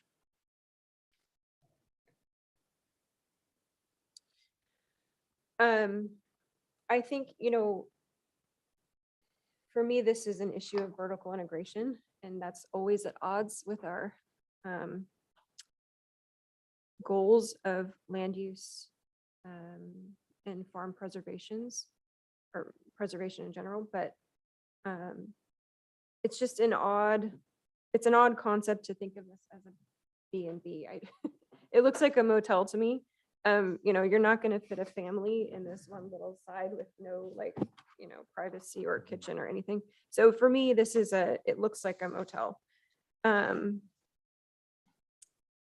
So it's kind of an odd concept to consider it as a home occupation. However, our farmers are constantly looking at ways to try and vertically integrate. And if there's a precedent in our county to allow those types of uses under certain conditions, I have seen that there is a precedent. That's what I'm trying to say.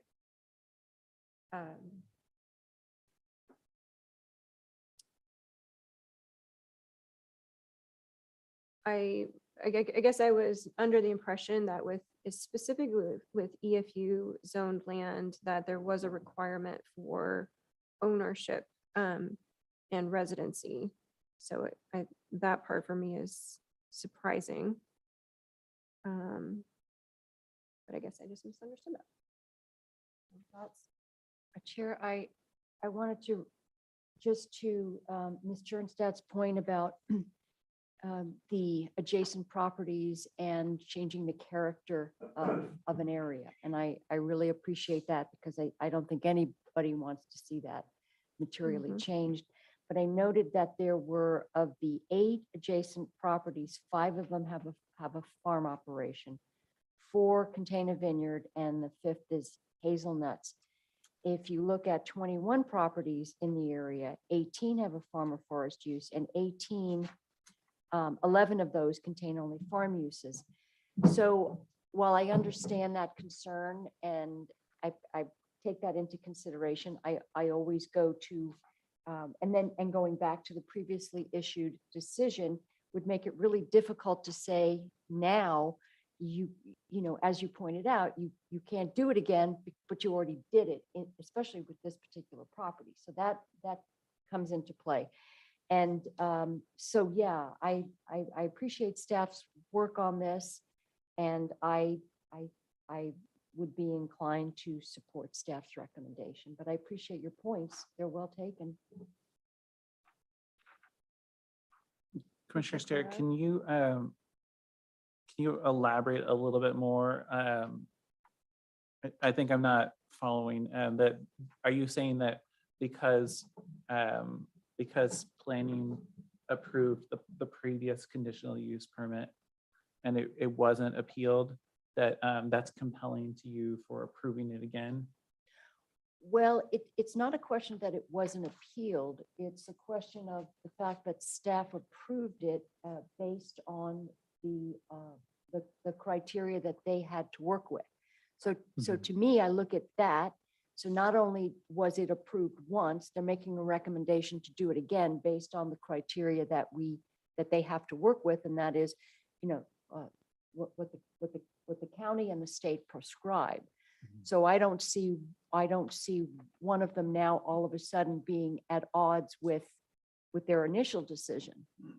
And I will say, because I thought that's what you meant, and I was recalling that we had a conversation about the American Rescue Plan money and how in that case, you know, the buck stops with us, and we didn't get a chance to have the buck stop with us on the previous decision.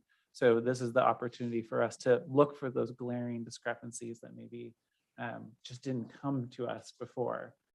And if I had seen any in this case, I certainly would not be a problem in addressing those, but I don't see any of them. And again, it's always, you know, it's always, to me, it's kind of like the drawbridge mentality. I've got mine, and then anyone else who wants to access their property for a profit or whatever, we make it so difficult for them. And I think that's just something I feel very strongly about in terms of private property. I think they have met the criteria. Yeah, I think going to Chair Bershauer's comments about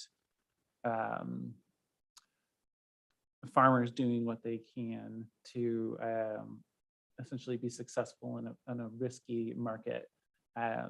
In this case, I don't, beyond being surrounded by vineyards, I don't see like that the farmers, whoever Grange Hill LLC is, I'm going to call them a farmer because they own a vineyard, right? That I don't see that there's a necessarily a product that they're selling at just a higher value. They're selling an experience, I suppose, right? And land use law, because experience is different than the crop, there are guardrails to it. And having, we've sat in on many land use hearings with folks in this neighborhood, right? And you have as well now, with traffic on Warden Hill Road itself during peak times. We've heard concerns expressed about the corner where this road comes out onto Warden Hill Road, because it isn't technically Warden Hill Road that this property is on. But then I realized when looking at this plat map, or the tax lot map, that just up the road is Fairview. And I've sat in living rooms with many upset people who said, we don't know, like when do you get to decide when the line has been crossed to have too many? And it feels like the 3.5 years that I've been here, that's the question that keeps coming up realistically by Friends of Yamhill County, but not just by Friends of Yamhill County, right? Neighbors, adjacent farmers, even. I can identify probably a handful of farmers on Warden Hill Road that don't know when do we get to be too much. And 10 additional family units, 10 additional users of the road probably isn't the thing that puts them over. That's maybe not. Maybe it's an event up the road that puts it over. But perhaps it is, it's not our ability, we don't have the ability to set in this moment right here, right now, that one B&B maxing out what we've decided is the appropriate max next to another one. We don't have that ability now in a successful manner. I'll say we could say that, but it wouldn't stand up to appeal. But I'm supposed to, I was planning to be at the poultry CAFO meeting, work group meeting, and really the conversation there is what is too much water use for an exempt livestock watering. And I think the question has to be answered at some point here is what's too much adjacent activities so that farmers can't get around safely, and that their workers can't get around safely, and that they don't have water for just living out there on their land. And yet at the same time, I think the Commissioner or Chair Bershauer's comments are appropriate, that our land use system right now is built for what Director Friday said is the permit stacking that farms and businesses can, and frankly, the legislature has encouraged by your comments about the 2 meals, encourages us to provide the opportunities for farmers to do more with the limited land that they have available. I don't see that the land, the amount of land that's there is going to, if we didn't approve this, somebody's still going to build something there that's probably going to be in about the same area. So in terms of losing farmland, there's still illegal residence that's going to be built there no matter what. So I feel like we can, at least in my mind, I can set that aside. I think with the criteria that we have available, I think that they've made the case for approval. And yet I do think that we need to have something that if we can't make the determination that we should discuss with the legislature about is 10 B&Bs, home occupations in immediately adjacent, is that too much? Because that probably would be too much for a given section of road in our county. And maybe it just would not be appropriate. I And totally right now, agree. we couldn't say that. If the 10th one came to us and it met the criteria, I don't see that we would. Exactly, and that's why I refer to the initial approval of the conditional use permit. It's sort of like, where do you come in now and arbitrarily say, well, no, now we decided that it's not appropriate. Right, the drawbridge, right? Is that what you call it? Drawbridge mentality. Yeah, the drawbridge mentality, yeah.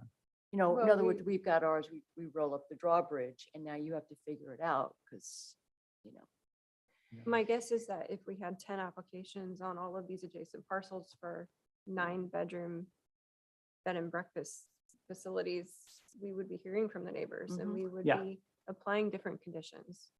So maybe that's just, an unfortunate consequence of our land use laws at this point. Right, is that We at have some put point we do moratoriums. have to.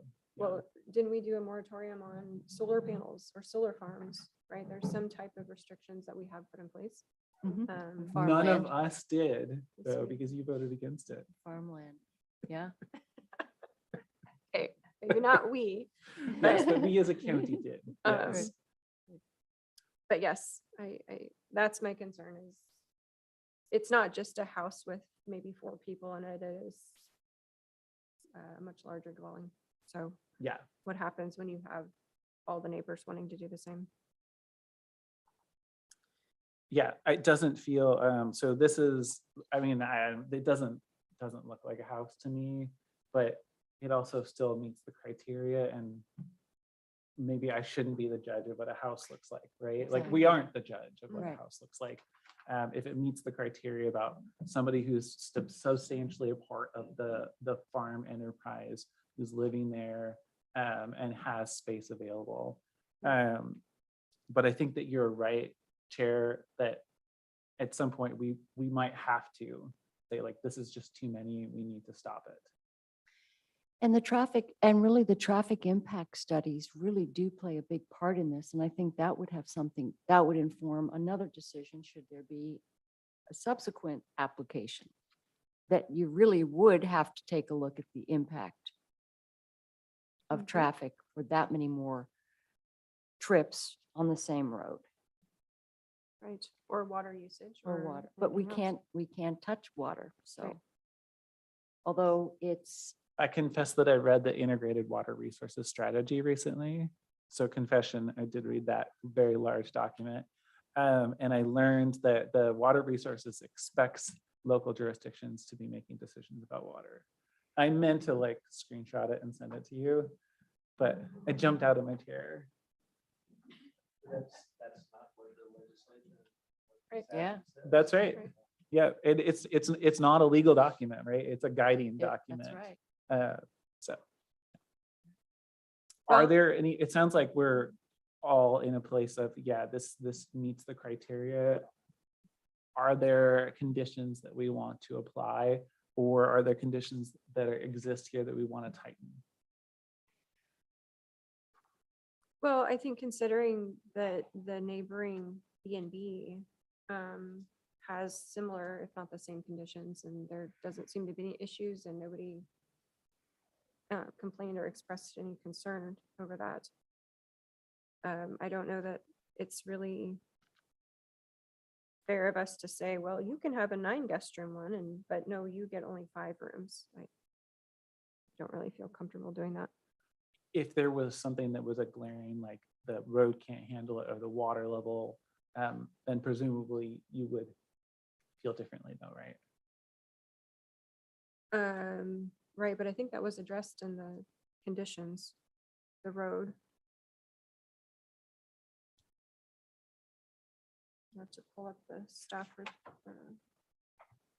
So in this, and I will say that on the subject of conditions, in the staff report on page 9, it's number 15, a condition of approval may be placed on a home occupation requiring a review every 12 months following the date the permit is issued. And it may be renewed if it continues to comply. It's currently, I don't believe is in, or is it actually in?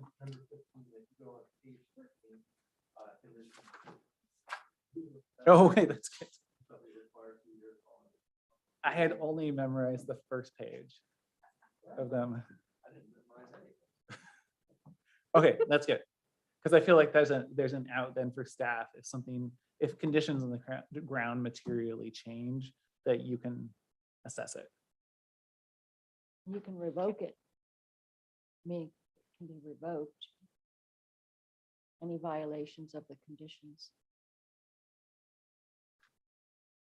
That's true. Okay. Well, I mean, hearing no additional conditions. I move that we uphold the conditional use permit. Oh, you've got it there. I know, but I'm just- and deny the appeal. That is-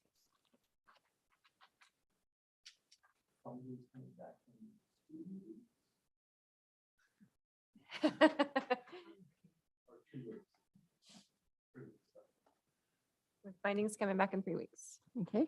Okay. you've seen that there are some other stuff that we've asked them to do lately.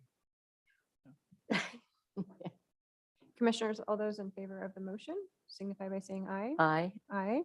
Oh, shoot, there was any discussion for the discussion. Oh, further And I discussion. just wanted to note that I appreciate your responsiveness, but I also really appreciate Friends of Yamhill County is continuing to push on definitions and what we see in the code and what we can make decisions on. Right. So thank you Valid concerns. to you all. Mhm. And thank you to staff on this one too. Thank you. Thank you, staff. Thank you. Okay, Sorry, so we we will were at vote again. vote. All those in favor signify by saying aye. Aye. All opposed, same sign. Thank you.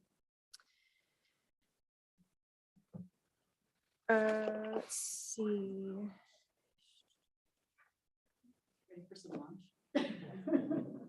Okay, we are done with our public hearing, and that brings us back to the agenda, which is at announcements.